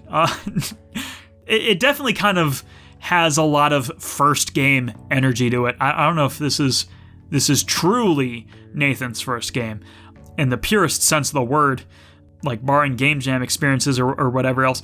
But anyway, this is one of those things where it's like, oh man, a sequel to this could be excellent. Because there's definitely a lot of things where I don't think it works quite so well. Like the 3D perspective, this is a 2.5D platformer, everything's 3D models. I don't think that works quite so well in a precision platformer tower defense game, because I think a 2D game with 2D art, which would be display flat on your screen, you have a lot more of a clear idea of where exactly everything is positioned. In 3D space, that's a little bit more vague. It's not unmanageable in this game, but it's sort of how I felt. It's like, okay, maybe the 2.5D wasn't the best choice. I understand it. It's how the game was built. It's probably what he knows. I can't make fun of it. He's shipped more games than I have. But also, I think this game needs more tower types and tower variety, because there probably are certain advantages to, like, the the light tower, or the lamppost, or lamp, versus the geez, I'm blanking on the name. The tenderizer. The lamp versus the tenderizer, they're both just damage dealers. But I kind of fail to see, like, why I want one more than the other, or why I would want to include both in mine. I usually just have one just throughout the stage everywhere. It's probably usually the meat tenderizer, because they're cheaper to build and therefore cheaper to upgrade. But that's also another suggestion I would probably make if I was a game reviewer. Too bad I'm not. Is that upgrades are just one flat upgrade, and they cost a lot of money. And because they cost a lot of money, it's a very difficult investment to justify, because it's like, why would I want to upgrade this one tower that costs 5 other towers? And the obvious answer could be, well, you upgrade towers once you have all your other towers built. Sure. But in addition to being very expensive and hard to justify, especially when you kind of need the upgraded towers, they're almost necessary, because just the regular basic towers out of the box aren't really good enough to help you properly fend off the assault later in the game. So in addition to just having the upgrades be lower cost, I would like there to be at least some branching upgrades. Like maybe I could decide to have it attack faster or attack for more damage, and I have one or the other. And maybe even those have sort of like a balloons thing, where the upgrades have a little upgrade. And it's not like a giant tree, but it's just like you get one choice and one choice, and then you get one choice and another choice. And then that way you can have the same tower but built differently across the stage to have a bit more variety in the types of towers of the same type you're building, if that makes sense. And also just more variety in general, because I don't think 3 towers is enough. It's like, that's a small number. Doesn't feel very interesting to diversify with. Oh, you have 3 types of tower. Anyway, but it is an interesting concept, and I'd be down for a sequel. Just saying. The story mode's rough, but if nothing else, I think the endless mode is absolutely worth playing. Like, if nothing else, just play on endless mode and have a good old time customizing and getting the highest score possible. That alone, it kind of helps it out a bit, you know? It's content. It's content all the same. Speaking of cute little indie games, we got another cute little indie game. Later, Alligator. Look at Pat. Look at Pat. Look at that little boy. Oh, he's so scared and anxious. We gotta help Pat. And help Pat I did. Later, Alligator is a very charming game. Like, look at all these cute little alligators around the city. Oh, they're just so cute. So adorable. This game's just charming in spades. Everything in the game is hand-drawn, 2D, animated. Pretty sure. I mean, there might be some exceptions here and there, but it's got a very strong, cohesive, artistic direction to it. And it's sort of a point-and-click adventure game. You go around asking the family for favors, asking the family, hey, are you gonna murder Pat on his own birthday? And they'll be like, oh, we got a surprise from all right. So, so it's just point and click. You get to go walk around Alligator, New York City, and it's very tongue-in-cheek. And the gameplay, aside from the point and click stuff, mostly consists of mini games. Every single alligator in the family has a different minigame, and they are all different. They all have you pointing and clicking in absolutely different ways, and there's a ton of variety. It has a lot. It doesn't really feel like it runs dry with any concepts. It makes the most out of a little, and it does the most with that as it possibly can. And it's just very cute and charming game. Exactly the kind of game I needed, especially after a lot of these longer games or more exhausting games. And it's absolutely adorable. If you haven't played it, if you haven't checked it out, if you don't know what it is, preferably if you don't really know what it is, that's kind of why I'd recommend it the most to you. So you can see all that variety and craziness and what it does, because there's a lot of weird surprises in this game, and I think it's absolutely worth seeing what it's all about. But Toaster Defense and Later Alligator, quite short games, very short burst fulfillment. Let's go for another long JRPG again, Skies of Arcadia Legends. Skies of Arcadia Legends is what I would describe as the B-tier RPG with S-tier vibes. What do I mean by that? B-tier because, from a game design perspective, wouldn't say undercooked. Undercooked isn't quite right, but it's got some problems. It's got a little bit of a slowness problem. Sega, the company known for high speed, high action, high octane entertainment, has created one of the more slower paced RPGs I've ever played. And it's not necessarily maybe in story pacing, although I do think it's a bit slow. Not necessarily to a detriment. I can enjoy a good slow story. But from a game design perspective, there's something in RPGs which I like to call hang time. And it's when you press a button, you do an action, how much time do you have to hang out for until you can finally press a button to do your next action?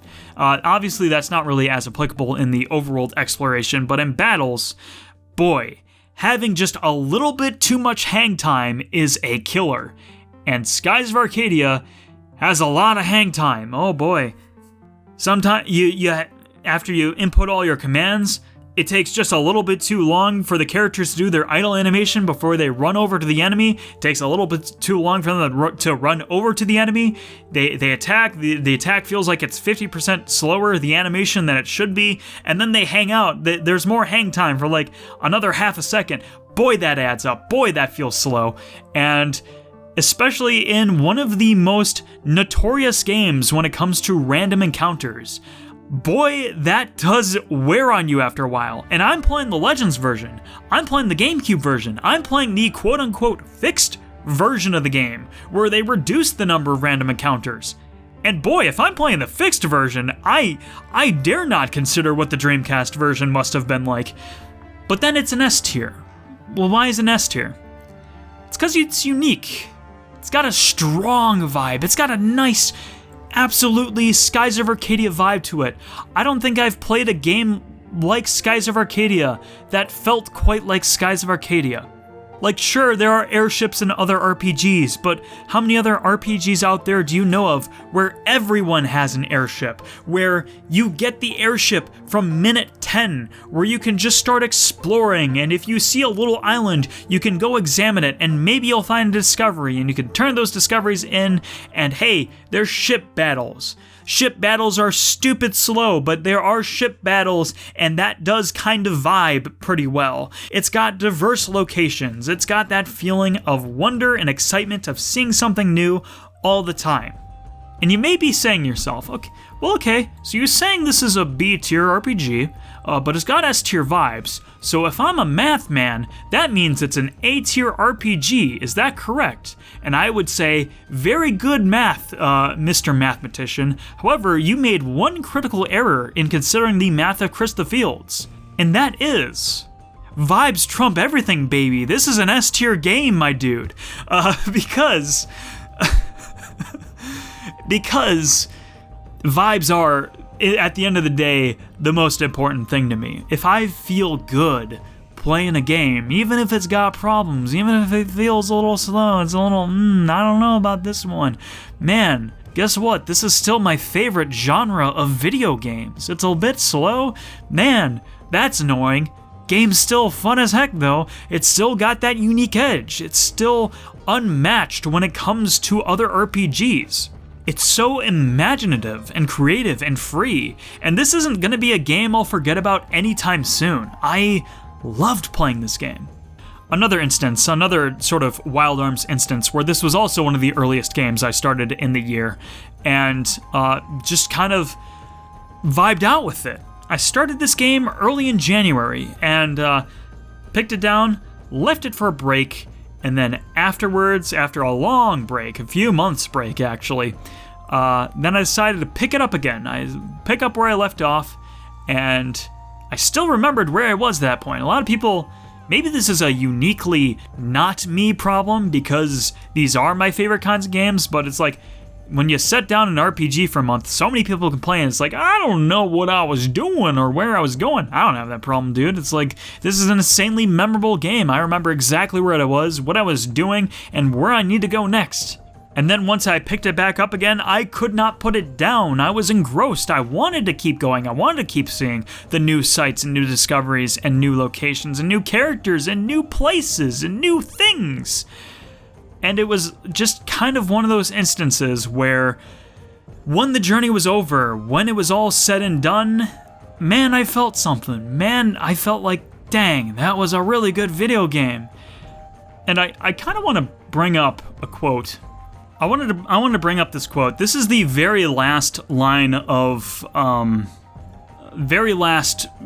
text in the entire game. As long as there are dreamers with the courage to pursue their dreams, the world will have heroes. And as long as there is a thirst to discover the unknown, there will be new stories to tell and new adventures to be had. So that is the very last line of dialogue that the game ends on. Or not dialogue, just text. That's like the post-credits stinger there. And boy, isn't that an insulting way to end the game for a game which has not had a sequel or anything or any follow-up of any kind? Like, oh my goodness, they wrote that with a sequel in mind that never happened. It's just kind of a shame. It's kind of a shame because it's like, man, Chris the Fields, you have it. This is it. This is like the one game, the one thing, the one piece of media where it's just this one thing and there wasn't a continuation and it just can exist and be its own thing and it doesn't need to be a stupid franchise like everything else today. And it's like, yeah, finally, but dang, a sequel to this game could be freaking excellent.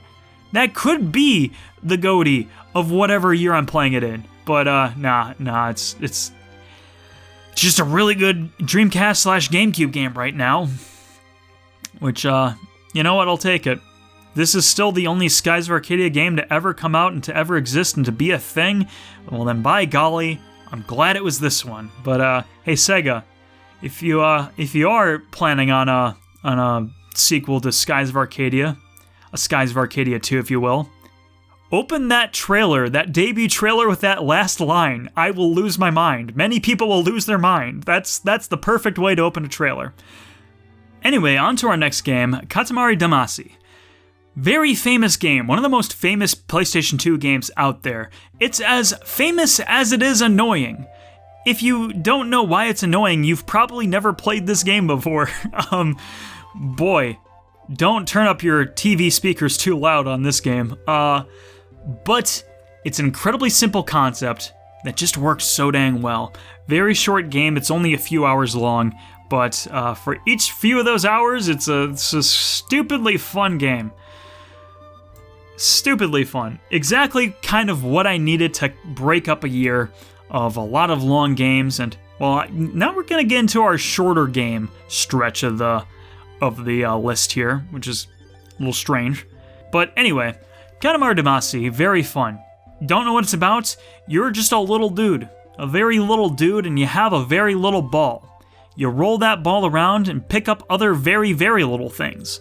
And those very, very little things will roll up and make a bigger ball. And when you have a bigger ball, you can roll up bigger things. And when you roll up bigger things, you roll up bigger things. And it keeps going, and you make the biggest ball you can possibly make. You're on a time limit, and because your dad is angry.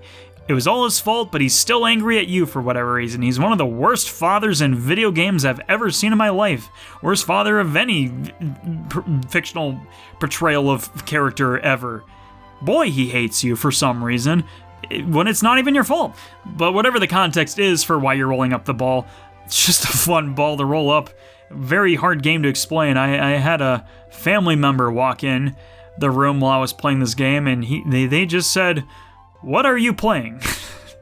And I'm like, frankly, I don't know how else to describe it to you. Just look and see if you can decipher it. Katamari Damacy is exactly what it is. And you know what? It's perfectly great for that reason. You know what? Xenoblade Chronicles 3, you get a bone. And I don't think I felt right about that one either. So there we go. List rectified for right now. Let's ruin it again with a Sonic game. Sonic Frontiers, if nothing else, is an interesting experiment. Sonic is not a series that I would say, yes, I am a fan of this series. I have not played all the games. I didn't quite play this one on launch, I don't think. Might have waited a week. I can't remember. But I was intrigued because people are saying, hey, this game's actually really fun. Very highly acclaimed. People are very excited about Sonic again because they found this game so fun. And I'm like, well, this intrigues me now. Now I gotta know. So then I picked it up for myself and I said, yeah, this is an interesting game. Not necessarily good, and it's fun, but I wouldn't say it's better than other Sonic games. In fact, I think Sonic maybe doesn't work as well as in this format as people might have been led to believe. Like, obviously, there was a lot of rough trailer showage and the marketing leading up to this game's release.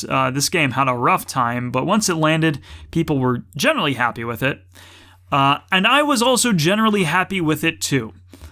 But I sort of don't want any more Sonic games like this. I know this is the first game in a new style, and maybe they'll do more like this. Maybe, I don't know. Sonic is nothing if not inconsistent. But this open zone formula, I don't know whether it's an engine problem or they just didn't really think this through, or maybe they thought this through but kind of bungled the execution. But like, this game has a lot of poppin'. Just like an absurd number of poppin'. You walk in like 6 steps and something's popped into the environment, and it's usually a little obstacle course that you have to do. So you do that obstacle course, you collect your thing, and you move on. You walk 6 more steps, and oh, another obstacle course popped in. You do that little obstacle course too. And in a way, I sort of get what they were going for. I get the appeal of the open world Sonic game because it feels nice to just kind of run through a field. And maybe the pop-in was intentional.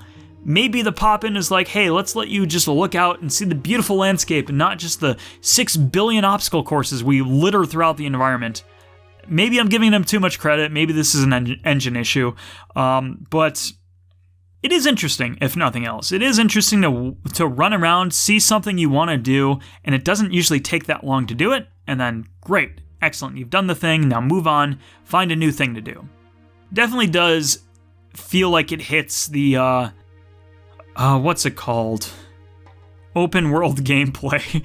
It definitely hits the open world gameplay loop that it wants to go for, wants to hit, wants to emphasize. It does feel good to play, generally.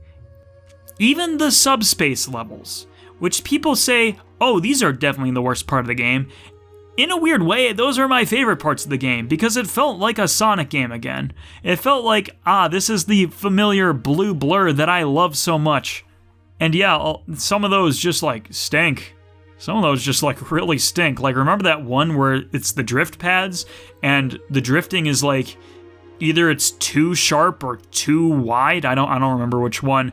And the optimal way to not to do that level is to not engage with that mechanic and just jump over the drift pads whenever you see them. That's weird choice on that one, Sonic team. But other than that, this was a game I quite enjoyed. I mean, I feel like maybe it's B tier is getting crowded. And I definitely enjoyed this game more than Xenoblade, which, boy, no, that's the real brain buster right there. Like, I enjoyed a Sonic game in 2022 more than a Xenoblade game. Oh my goodness, who am I? A Sonic. I'm not even a huge, super duper fan of this game. I think it's just an interesting concept that works this one time, and I hope I don't get sick of if they do it again. Oh my goodness. This list is definitely going weirder and more different than I thought it was. Let's bring it back to normalcy. Let's make the right decision. Let's do the thing we are meant to do this year. Kirby and the Forgotten Land is my favorite Kirby game. I've played quite a number of the games from the original all the way back on the Game Boy, Kirby's Dream Land, and I've played many games since, from Kirby Superstar to Kirby 64 to even a little bit of Kirby Air Ride. But Kirby and the Forgotten Land is my favorite among the entire series of Kirby games. More than that, this is my game of the year, ladies and gentlemen. Kirby and the Forgotten Land is an amazing game. I love this game. How good is this game? Ladies and gentlemen, Kirby and the Forgotten Land is a blatant ripoff of Astrobot Rescue Mission on the PlayStation 4. And despite that, it's still the game of the year. So this does a lot of great things. First of all, it's the first Kirby game that truly evolves the series, makes it something new, does something truly different from it. Like, maybe it's not all that expansive. It's still like fairly 2D designed levels, but in 3D space, if you understand what I mean by that. Kind of like a Mario 3D land, 3D world kind of effect, if you know what I mean. It feels like maybe it's like a 2D game design philosophy applied to a 3D space. That's new for Kirby. That's new. That's more than just 2D. Kirby is not 2D anymore. He's finally roaming around. He can move any 360 degrees of your analog stick. Go there. He can do it. But also, like I was saying, because this game is a blatant ripoff of Astrobot Rescue Mission, you can search these 3D levels to find hidden Waddle Dees. Waddle Dees have been captured by the Beast Pack. But guess what? You can find their cages, you can save them. If you do special little challenges in the level, like just eating all the donuts in a level, or just finding the little hidden snowman in the back alleyway, guess what? That also saves a Waddle Dee too. So, exploring the world, not just completing a level, but actually exploring it and taking your time to find the secrets and the secret rooms and the hidden rooms, and the little optional pathways which are sort of obscured by the normal camera view.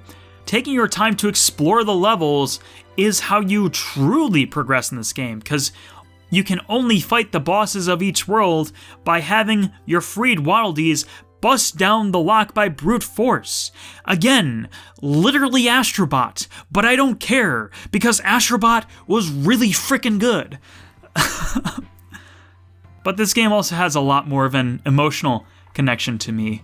I have a little niece. She's 4 years old, and we play this game together all the time. This is her favorite game so far in her life.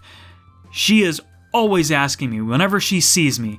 She's running up to me and she's sort of a little coy about it. She like maybe draws a picture of Kirby or just says she wants to do something. She wants to play a game. And then I ask, well, what game do you want to play? She wants to play the Kirby game. I was in a Discord call with some friends earlier this year, and she ran into the room and just said, Uncle Chris, I want to play the Kirby game. And I'm like, okay.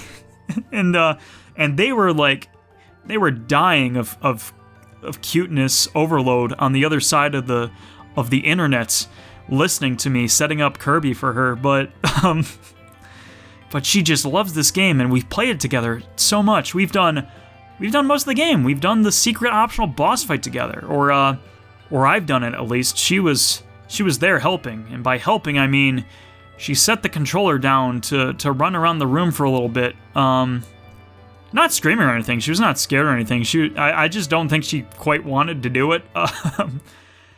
I usually let her play as Kirby because I have a separate file which I did everything on my own earlier before her. So I usually let her play Kirby. Sometimes she's like, no, I want to play Waddle Dee, and then she like forcibly switches the controllers out of our hands, sometimes in the middle of a boss fight.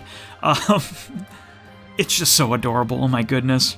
And it was also very fascinating because when the game came out, she was actually 3 when the game first came out. So when I first introduced it to her, she didn't quite understand the concept of what a video game was. So she didn't really play it traditionally. She just like ran around that initial starting beach, just sucking air up as Kirby, and that was entertaining to her. That might as well have been the whole game to her at that point. And she walked into the woods. She thought it was scary, so she went back to the beach. And that's how she started. But as the year went on, she grew. She grew so much. She understood like what the concept, what the goal was. She's like, oh, I have to save Waddle Dees. That is my goal. At least sometimes. Sometimes I'm like, hey, there's a little thing over there. Maybe we should go look at it. And she says, no, thank you. And then just keeps running. And then we miss it. And then she doesn't save the Waddle Dee. So she's got to work on that. But she's 4. What can you do? Such an enjoyable game. I've said for a long time that I don't know what my favorite game on the Nintendo Switch is. Because there's something about every single first-party game of Nintendo's catalog this generation where something just doesn't feel quite right. It's like, sure, they might be evolutions of their series as well, but there's just something about it which is a little weird, where it's like, maybe this wasn't quite what I wanted this game to be. Kirby and the Forgotten Land never felt that way. The whole time, from minute 1 to my endgame completion, I had a joyful time with this game the whole way through. And as a little cherry on top of the cake, as a little thing, this game came out on March 25th, 2022. Not only my birthday, but my 25th birthday. My golden birthday. And how can you not celebrate a game that came out on your golden birthday? What a wonderful birthday present. So there's a cut here because I just stopped up to get some water because I've been talking for a few hours. And what game is my brother playing in the very next room as I pass him by? Well, it's Kirby and the Forgotten Land. How's it not GOATY? Let's move on to some Bayonetta 3, how about we? Hey, alright. Anyway, Bayonetta is the first game series that comes to mind when I think of character action, that genre of video games. I had a friend who I was talking to earlier this year that's like, that's not what it's called. It's called the stylish action genre. Also, earlier in my life, I've also heard the term spectacle fighter.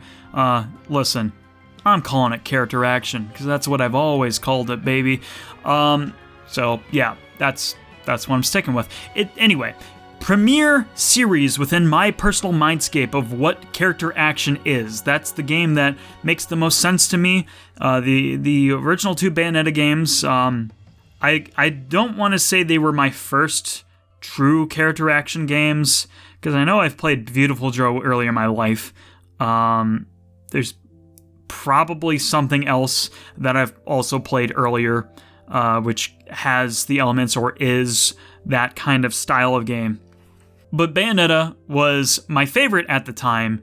It's the game I thought about still the most when thinking of the genre, and Bayonetta 3 reminded me exactly why that's the case. Bayonetta 3 brought me all the thrills, all the excitement, all the glory and the glitz and the glamour of that series, which I know about that series and remember about that series, brought it to the forefront once again. It had the fun gameplay systems, the fun action, the stylish action, and the goofy moments in the cutscenes, and the crazy story that I can barely follow and have no idea what's going on in. But it all came together in a great third entry, which I really enjoyed. I'd say that from memory alone, because I've not played the other two Bayonetta games since 2 came out on the Wii U. So from memory alone, 3 was definitely the weakest of the trilogy within my own personal vibe check feeling of the series. However, it is still a really good game that I thoroughly enjoyed. But then I thought about it some more once I finished it, and I thought about it, I reflected on it, and I said to myself, you know, it's kind of weird how Bayonetta is a super cool, super confident, takes no shit from no one character who, in this game, summons monsters to do all the cool, confident stuff for her. But you know what? I could sort of accept that because, I mean, in the previous 2 games, it was me doing all that cool stuff as Bayonetta. I was the one going right up to enemies and smacking them in their jaws and doing the cool combos. But the most optimal strategy in this game to raise your combo meter is to actually have the monster that you summon do the battling for you, because that provides you more combat points or more combo points towards your score. At least it felt like it did. Someone might be like, oh no, mathematically, like if you keep shooting your gun while you shoot your fist bullet or whatever. Listen, I don't know my character action game lingo. If you say dodge cancel to me, I have no idea what you're talking about. It might as well be nonsense to me. Like I'm just here along for the ride. I want to perform well, I want to do cool things, but it's not my absolute, I'm not the combo frame counting dude, all right? I just like playing the games because I think they're fun. That's my perspective on this series.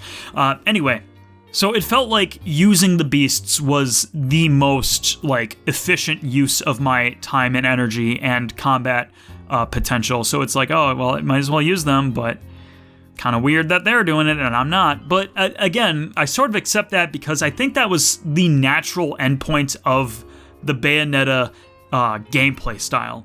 Because in the previous games, you have the cutscenes and the QuickTime events where you summon the giant beasts to do the finishing moves for you.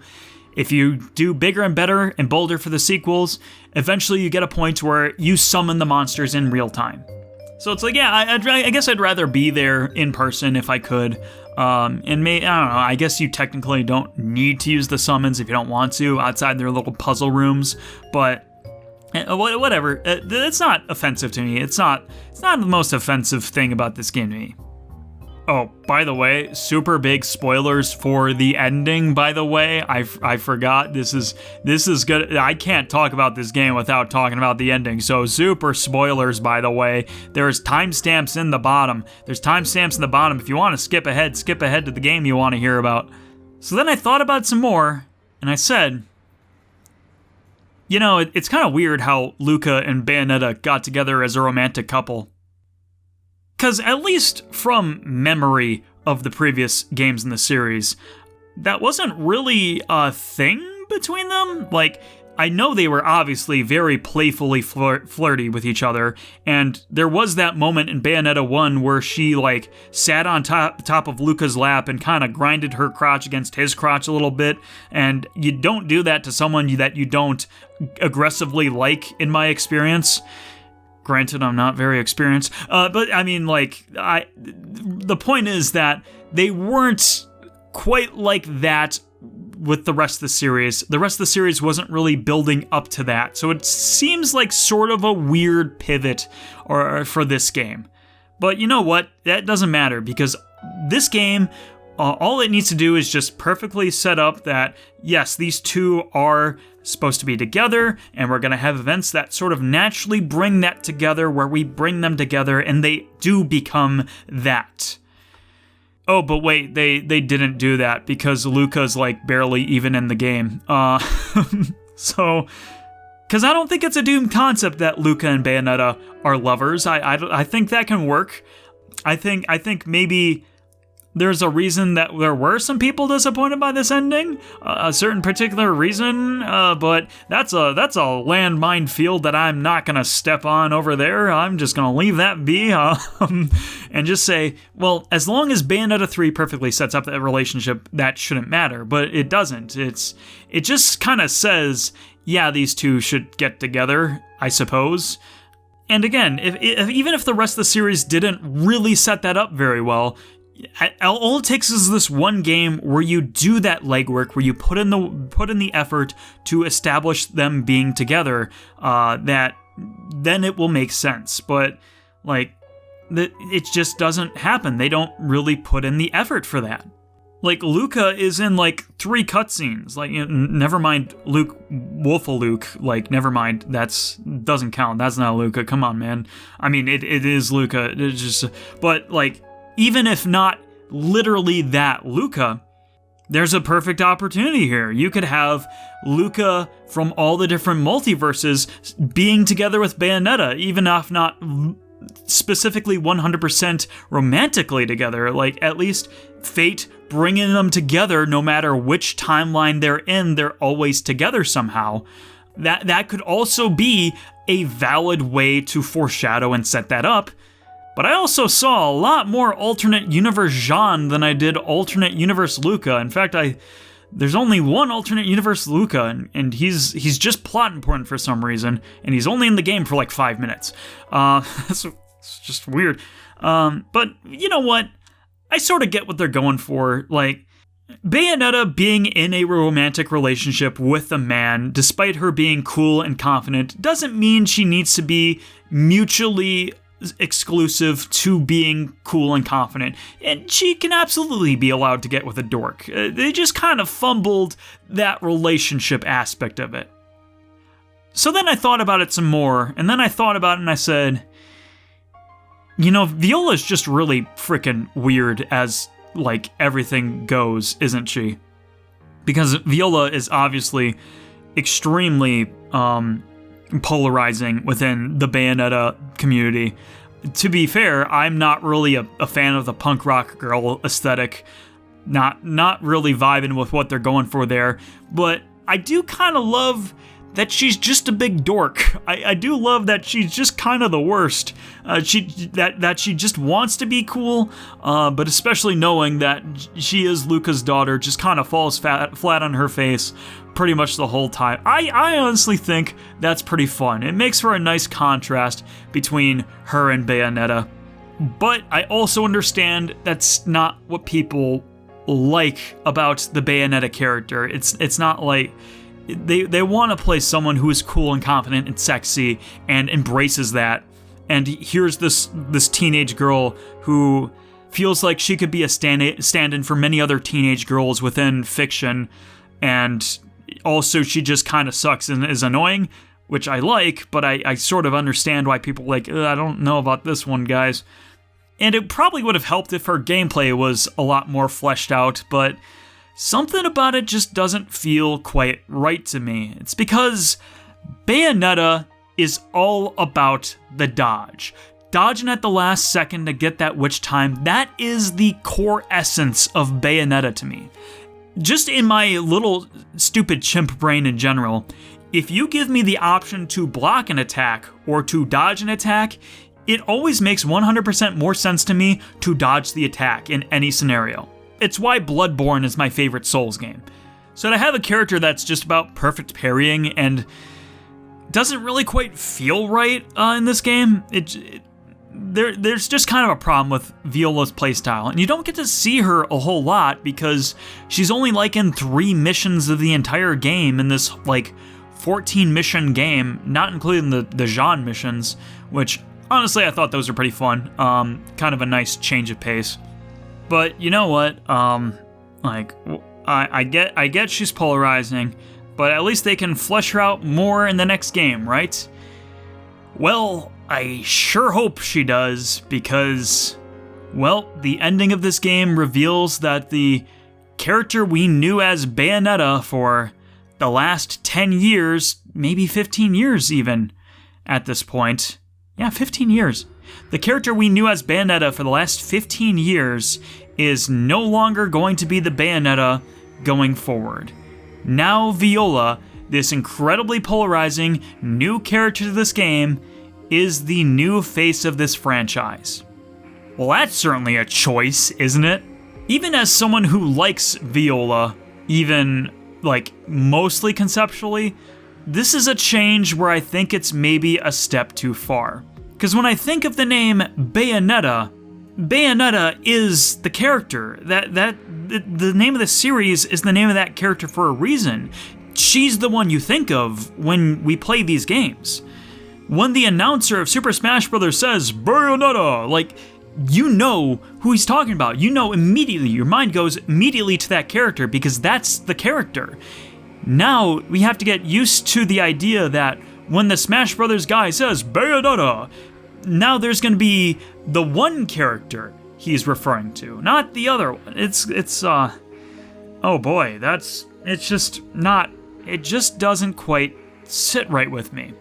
And considering the fact that, while I had fun with Viola's playstyle in this game, it was still very flawed, and it's not to say that they can't improve it, they can't make it better for the next game, but it's clear and definitive that with this game, they wanted to end this Umbran Witch arc, or at least end Cereza's time as being Bayonetta, and end the time of the rest of the characters, and let's prop up a new cast of characters. Let's prop up the next generation of Umbra Witches. I think this is a lot of radical shifts happening way too fast. Now you're not ending on a guarantee, well, at least the next game will be something closer to what I like, correct? If you don't like Viola in this game, you have very little reason to be excited about any other Bayonetta games going forward. And that's another thing about this game, is that I don't know when development of this game truly started, but it felt like the team played Devil May Cry 5 fairly early into its development, and they said, oh, we want to make a game like this because this is a great game, and it is. Devil May Cry 5 is a fantastic video game, but it feels like they wanted to do all these things that Devil May Cry 5 does, but fails to understand why it does those things, and fails to put in the work to even do those things as well as Devil May Cry did. Like, I mean, obviously Viola is the Nero mix of a Nero and Virgil kind of character, but kind of fails to properly condition the audience to this character before finally giving the reins to her and saying, yes, you are now the next generation of Paradiso Hunter? I don't know, what's the...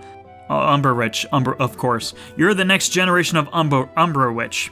And that's also kind of another thing, is that because this game is ending the way it is, if you don't like Viola, you have very little reason to be excited about this series going forward. And frankly, while I wouldn't say I like Viola, I do, but I don't feel excited to play as her in the next game. Her pivot isn't the Bayonetta series to me. And I find it to be an extremely bold move that this game ends the way that it does, saying, Bayonetta will continue as a new generation. Cereza will no longer be Bayonetta. The next time you're playing a Bayonetta game, it won't be as Cereza. I find it incredibly bold of the game to end on that note, and then the very next game that Platinum announces, literally 2 months later, is a prequel where you play as Cereza before she becomes Bayonetta. That's a bold move if I've ever heard one, but, Platinum, bold is not automatically good. That really demoralizes my entire viewpoint of the series going forward. Fellas, I can't say I'm a Bayonetta fan right now. I'm not looking forward to Bayonetta 4, the true Bayonetta 4, because I think they don't understand what this series should be, and I feel so bad. I feel so bad about saying that, because I don't want to be the guy that's like, this is what a series should be, and if it's not exactly this bullet point list of things, then it's bad, because guess what? Art can be many different things, and art should be proud that it corrupts itself to try new ideas and new things, but it's like, maybe you've changed too much too fast. I'm just off-put, is all. I'm just off-put on the rest of the series, but at the same time, if I pick up Bayonetta 3 again and I play that game, I'm gonna have a good-ass time. B tier for Bayonetta. Minit is a game I've played before. I played this game when it first came out in 2018. Came out in 2018? Oh my goodness. Oh my goodness, this game's gonna be 5 years old. Played this game when it came out back then. And it honestly felt like a sleeper hit of the year that not a lot of people really paid attention to. And I think that's a dang shame, because this game is very good. This game's very fun. The whole conceit of it, the whole crux of it, is that you have a minute at a time to play the video game. So you run around, you explore this sort of Link's Awakening-esque island, and you have to do as much as you possibly can within a minute before you die. Now, it's not like, oh, you only have a minute, your whole run is 1 minute. Like, the cycles build off each other. It's Metroidvania in the sense that once you acquire a power or an upgrade, that is your power, that is your upgrade, you have that forever. And then it just comes with figuring out, okay, now that I have this, what am I gonna do with the rest of my 60 seconds? And then, okay, now what am I gonna do with this next 60 seconds that I have? So this is an incredibly fast game, and it goes by way quicker than you might think it would.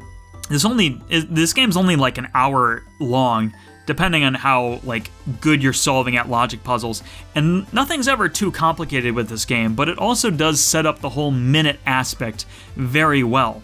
Everything feels like it's perfectly paced out, nothing feels like it takes too long, or that it was the wrong amount of time to do something, and if you can't do something, there's probably something else you can do somewhere else.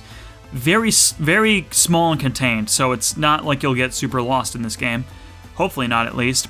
Honestly, I'd recommend go trying it out, because it is absolutely just the kind of game that you could use if you need an hour to solve some logic puzzles.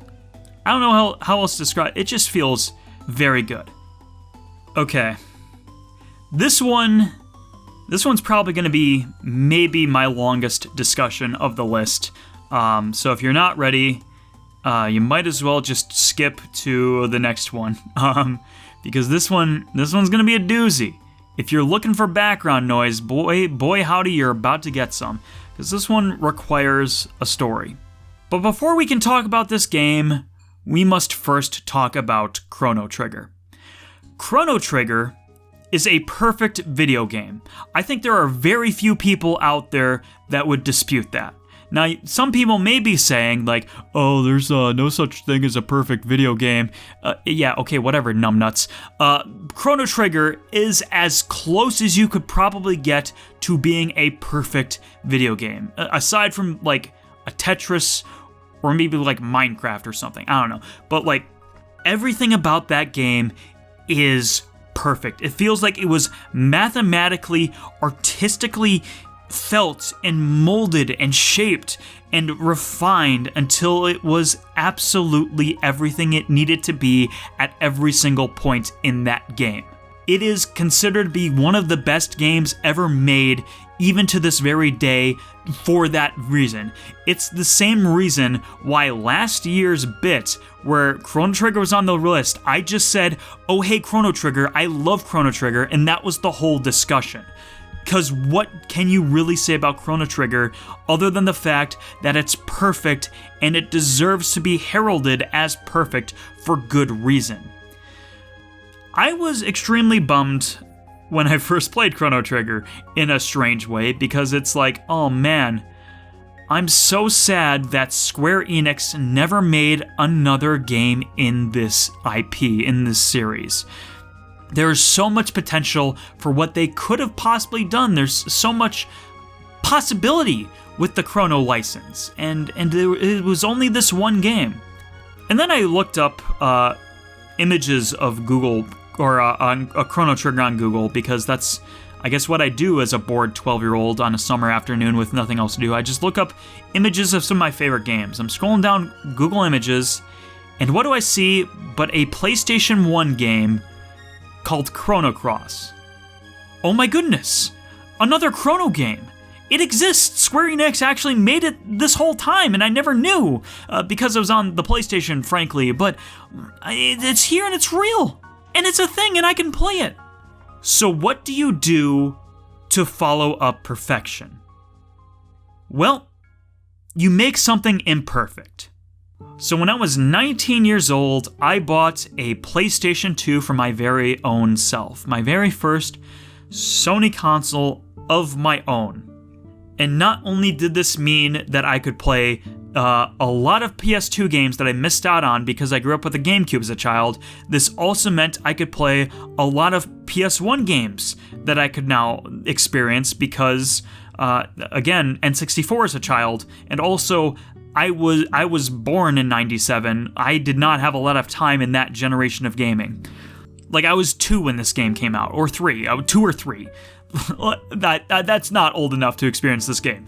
So Chrono Cross was one of the first games I bought when I got my PlayStation 2 when I was 19 years old. I bought it, I proudly set it on my shelf, ready for the day I would finally experience it. It never happened. That game case sat unopened on my shelf in pretty much the exact same spot for the entire time I owned that video game. It was only until earlier this year when I finally streamed Chrono Cross, when I finally grabbed the game case off my shelf and opened it up for the very first time on stream. 5 years later. That's how long of a difference it took. That's how long for me it took to open up the game case that I bought 5 years ago. Maybe that was a blessing in disguise. Maybe it's a good thing that I didn't play it when I was 19 years old, because I think if I did, I would have hated this game. I would have hated this game because Chrono Cross is not Chrono Trigger 2.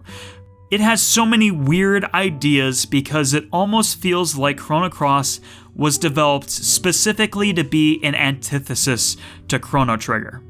But sometimes the most interesting forms of art are maybe the ones that are the most flawed. Maybe all it takes for a game to really leave an impact on you is to feel incredibly personal. The person who I was streaming with, Alec of VZ Shows, who champions Chrono Cross as one of his favorite games of all time, so close to being the top that it's basically tied with Resident Evil 4 for being his favorite game.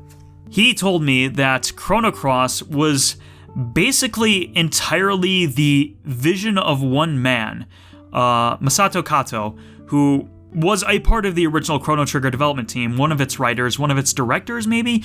Not sure of what his role in Chrono Trigger was, but where Chrono Trigger was a dream team, it was perfect because it was a melding pot of the giants in the industry, the giants of Final Fantasy and Dragon Quest coming together to create the perfect blending video game. Chrono Cross was entirely Kato's vision. Basically showed up with a script at Square Enix one day, said, I want to make this game. And you can definitely tell that this was the vision of one man. This is the vision of someone who wanted to deliver a personal story. And I really don't want to go too much into it, because going into why Chrono Cross is so good is to spoil Chrono Cross. I can't do that. No way, sir. Like, I know this is polarizing, and it's polarizing probably because, like, the people who played this game, most of the people who played this game wanted Trigger 2, and you can't expect that. Like, this is a sequel to Chrono Trigger. Let's get that out of the way. This is a sequel to Chrono Trigger. Don't play this game if you haven't played Chrono Trigger. because this game doesn't work without the context established by Chrono Trigger. And you also have to be willing to put up with a weird nonsense game where you kind of just have to go explore and figure out what it is you have to do by yourself. I say this now, I don't think I would have finished this game by myself. I think even as a 24, going 25-year-old playing this game for the first time, I think I might have even dropped this game halfway through somewhere because it's weird and esoteric, and it's so unlike any other RPG out there. This is one of the most unique RPGs in the PS1's catalog, but the people who love it for a reason. Chrono Trigger told a very good video game story. Chrono Cross tells a very good story about the human soul. It just kind of takes playing through a weird nonsense game to get there. But damn, the ending of that game really affected me. There's no such thing as a purposeless life, and there's no such thing as a purposeless game. Chrono Trigger is as good of a game as it is because it's perfect.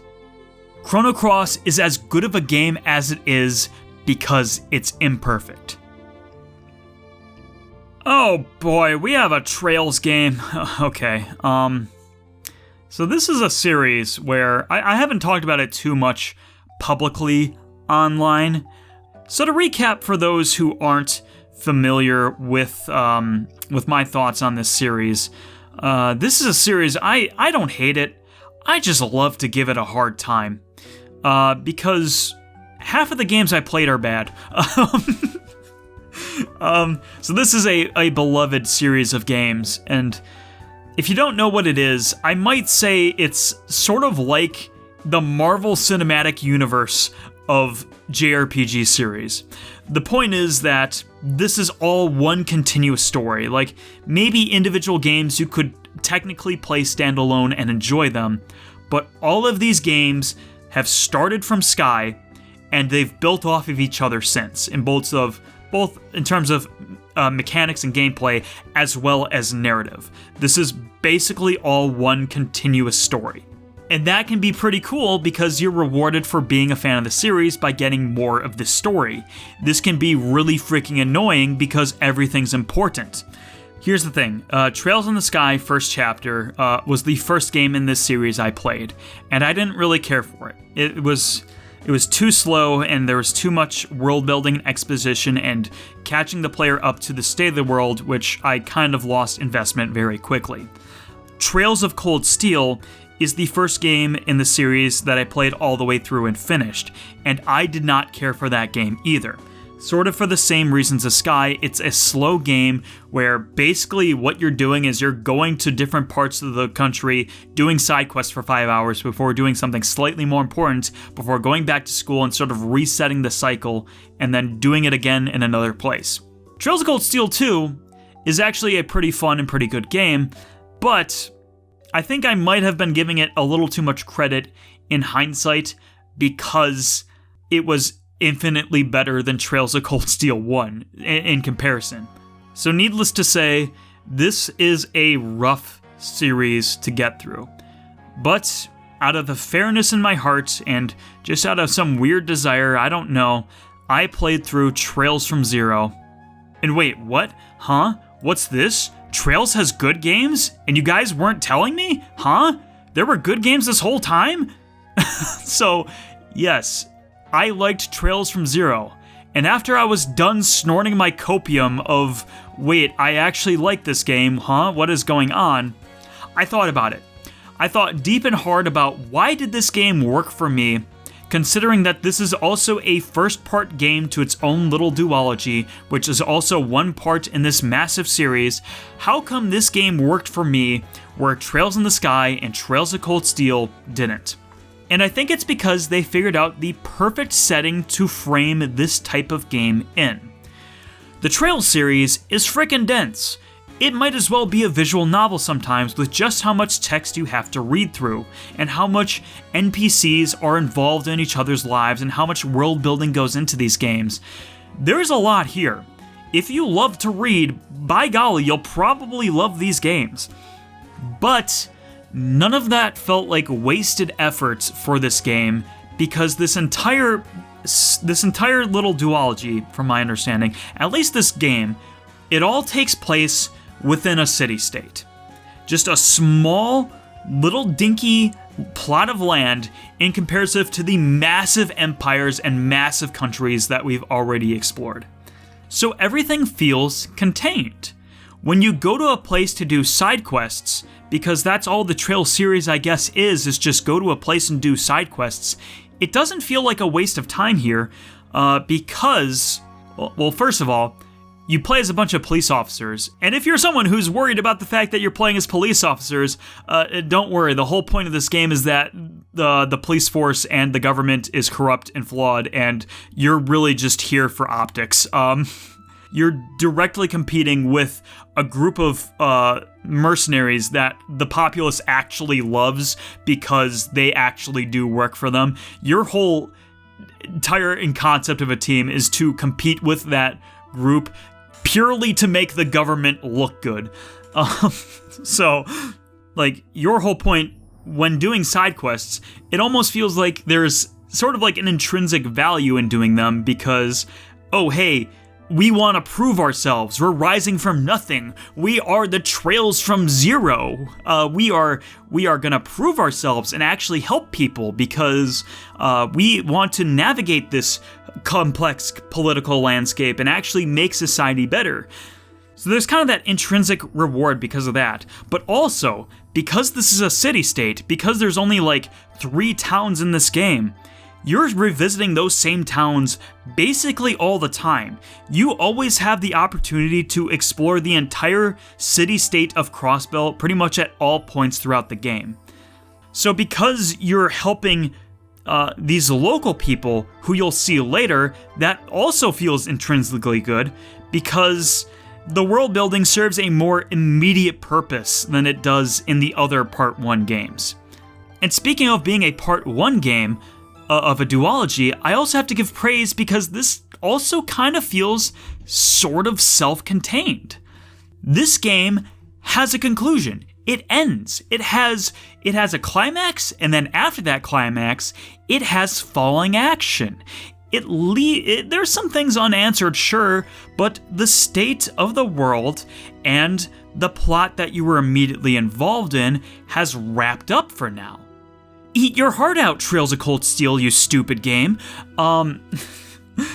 So yeah, I feel like I got a complete story in this game. There's, like I said, a few loose ends still. There's still like 2 lingering questions, and even then, those aren't questions where it's like, oh, I gotta know those answers right away. It's, take my time with it. I know Azure comes out a little later in the year, and I'm looking forward to it. Gosh dang it, I'm looking forward to a Trails game. Gosh, this whole list is weird. A Sonic game is above a Xenoblade game. There's Fire Emblem games in C tier. What the frick is going on here? But from what I understand, Zero and Azure are some of the most beloved entries in the series. Guess what? Okay, I get it. You proved your point. You have a good Trails game. And that kind of made me worried. It was like, oh my goodness. Playing this game and I'm enjoying it. Am I becoming a Trails fan? Am I going to start referring to it as Kiseki from now on? And then what I did recently is I booted up Trails in the Sky for 10 minutes. And then I wanted to puke, so I think I might be safe for the immediate future. But I guess I'm playing Azure. Oh boy. Anyway, do you guys want to talk about a really good game? Like, I mean a seriously, actually really good game. Like, holy crap, this came very, very, very, very, very, very close to being Game of the Year. Chained Echoes is incredible. Holy crap, guys. Holy crap. Get this game. Ooh, I love this game so much. It's so good. Anyway, what is Chained Echoes? I've never heard of this game, Chris the Fields. It came out earlier this month, or earlier last month in December, and you may be thinking, wait, it's a big RPG, and it came out last month? Wait, how did you finish that game so quickly? To which I say, that is a good question. Maybe I'll make a video about it sometime. So Chained Echoes feels like it took the best ideas all the way from Final Fantasy VI to Xenoblade Chronicles. That entire chronology of JRPGs that have been released over that time, it took the best ideas from each of those games, smashed them together in one game, and then created a new universe, new world and lore surrounding it. And we have Chained Echoes, an absolutely incredible game. Kind of has sort of a Final Fantasy IX vibe in the beginning, where you play as a bunch of different characters all in their own little episodes, and each of those characters come together in a big climactic moment where they all join forces and they are all thrust into a crux of an adventure together. What is with me saying crux of today? I guess that was a weird brainworm that got in my mind. I'm rambling. It's already getting way too late. They're all thrust in this adventure together. They're all set up in separate scenarios that brought them together. And it has that Final Fantasy IX sort of vibe to it. Also has sort of a Chrono Trigger vibe, because the very first one of this game is the main character waking up to his mother. Oh, but then he got slapped because that was a dream sucker. Oh, okay, I need to calm the frick down and actually get on my life. I loved Chain Echo so much because within the first 2 hours, it absolutely floored me with its battle system and impressed me. This has the best turn-based RPG combat system I've ever experienced in a video game. Move over, Golden Sun, you idiot! So what makes it so special? Well, it's all because it revolves around the overdrive bar. So as you do actions in a battle, your overdrive meter increases. Once it gets into the green, guess what? You do increased damage, you take decreased damage. Your skills cost less points to use. And so as long as you are in the green bar, you are excellent, you're good to go, you are feeling fine. Oh, but guess what? You fill up the overdrive bar too much, you're in the red. You take more damage, you do less damage. Your skills cost more points to use again. You don't want to be in this red bar. So how do you lower yourself? How do you get back into the green? Well, at the top, in the overdrive bar, is a certain skill combination, or a certain skill type. You use that skill type, instead of the bar filling, it decreases. But you don't want to use those same skill types all the time. If you use them too much, you go back into the yellow, you go back into standard. You don't want to be in standard, you want to keep yourself in the green. You want to be green, baby. Kermit the Frog, baby. Oh my goodness, I am losing my mind. We're almost done. I need to move on. So you want to stay in this specific sweet spot during the entire battle, because that's your most optimal state of play. In order to do that, you need to make use of all your options. You need to build your characters in a way where you can cover all bases at pretty much every single moment in the game. And by the way, this works so well because all of your options are good and useful. Status effects? Rarely ever use status effects in RPGs. Why do you need them? You can kill basic enemies fast enough anyway, and bosses resist all of them, so who cares? Why use them? No enemy is resistant to status effects in this game. Well, I mean, some, but like, you can always poison a dude. You can always bleed a dude. You can always at least inflict paralyze the first time on a dude. The status effects will work. Make use of them. Magic? Hey, magic has elements. Enemies have weaknesses. You can use those weaknesses on the enemies. Oh, but wait. You can inflict bonus status ailments on the enemies that will increase the potency of their elemental weaknesses, meaning maximized damage, baby. And just in general, every party member has their own unique little niche, something that they can do better than other party members. Like you have tanks, you have healers, you have DPS, you have status and debuff guys. And you have to make use of every single one of those options. My dude, this game is hard. This game is gonna kick you in your little keister and say, you better play to the best of your ability, and I dare you to do so, because if not, I'm beating you down, you little dingus. And that absolutely sold me on the game. It demonstrates the the strengths of that system within even the first couple of hours in the game. Some people say that RPGs take too long to start sometimes. Not the good ones, baby. The good ones come out swinging. It's not holding your hand just because it's the beginning of the game. It says, hey, I know you can do better, so do better. And if you think, oh, well, it's an RPG, so I'll just fight random trash mobs for the entire game so I can grind enough levels to make the challenge non-existent.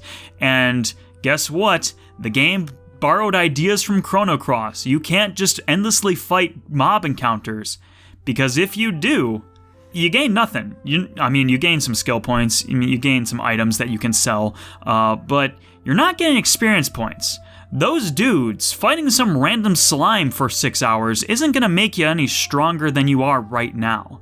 You gain levels at current specific moments in the game by defeating boss battles or doing certain events or completing your mission side quests and rewards. So you're rewarded for exploring, you're rewarded for pushing farther, and in order to do that, you have to make use of every single option the game has in its place. You gotta make your armor and weapons stronger. You gotta actually consider which skills you have on party members. You have to apply buffs and debuffs to enemies and yourself to make the most damage possible at every moment. Like, if you don't do one of those things, you're probably fine. If you don't do all three of those things, you're getting your keister kicked in. Oh yeah, I also forgot to mention that this game has mech battles. Yeah, you get to control giant mechs, like sort of Xenogears, and it also has its own unique spin on the battles, but it still has the same fundamental where you want to be in a sweet spot. Most actions will move you either right or left, and you have to switch gears at certain times to move yourself right or left. My goodness, this is a fantastic game. Its story kind of just crumbles into nonsense towards the end. It's not like it's just absolute lore dumps like Chrono Cross, but it's a bit much. It's a bit much at times, and it's like, I'm not really sure what's going on anymore, but at least I'm still having a good time, because dang, this is a good time the whole way through. Like, man, I bought this game once. I feel like I might want to buy it again. Gosh dang, that's a good game. Well, anyway, it's been a long night. It's been a long recording session. I kind of already talked longer than I wanted to, but let's end this off with one last game, one game I finished, God of War. Ending the year with a PS2 game, of all things. And you know what I have to say about God of War? It is exactly as good as it needed to be. So God of War is obviously an iconic game franchise now. It got a new game this year in the form of God of War Ragnarok, which a lot of people seem to really love. This was my first God of War game. This is the first time I've played, I played a little bit of 4, the 2018 one, but I played this one all the way through. This is my first God of War from start to finish, and you know what? I kind of love this game. It's nothing more than what it is. This isn't some high art video game.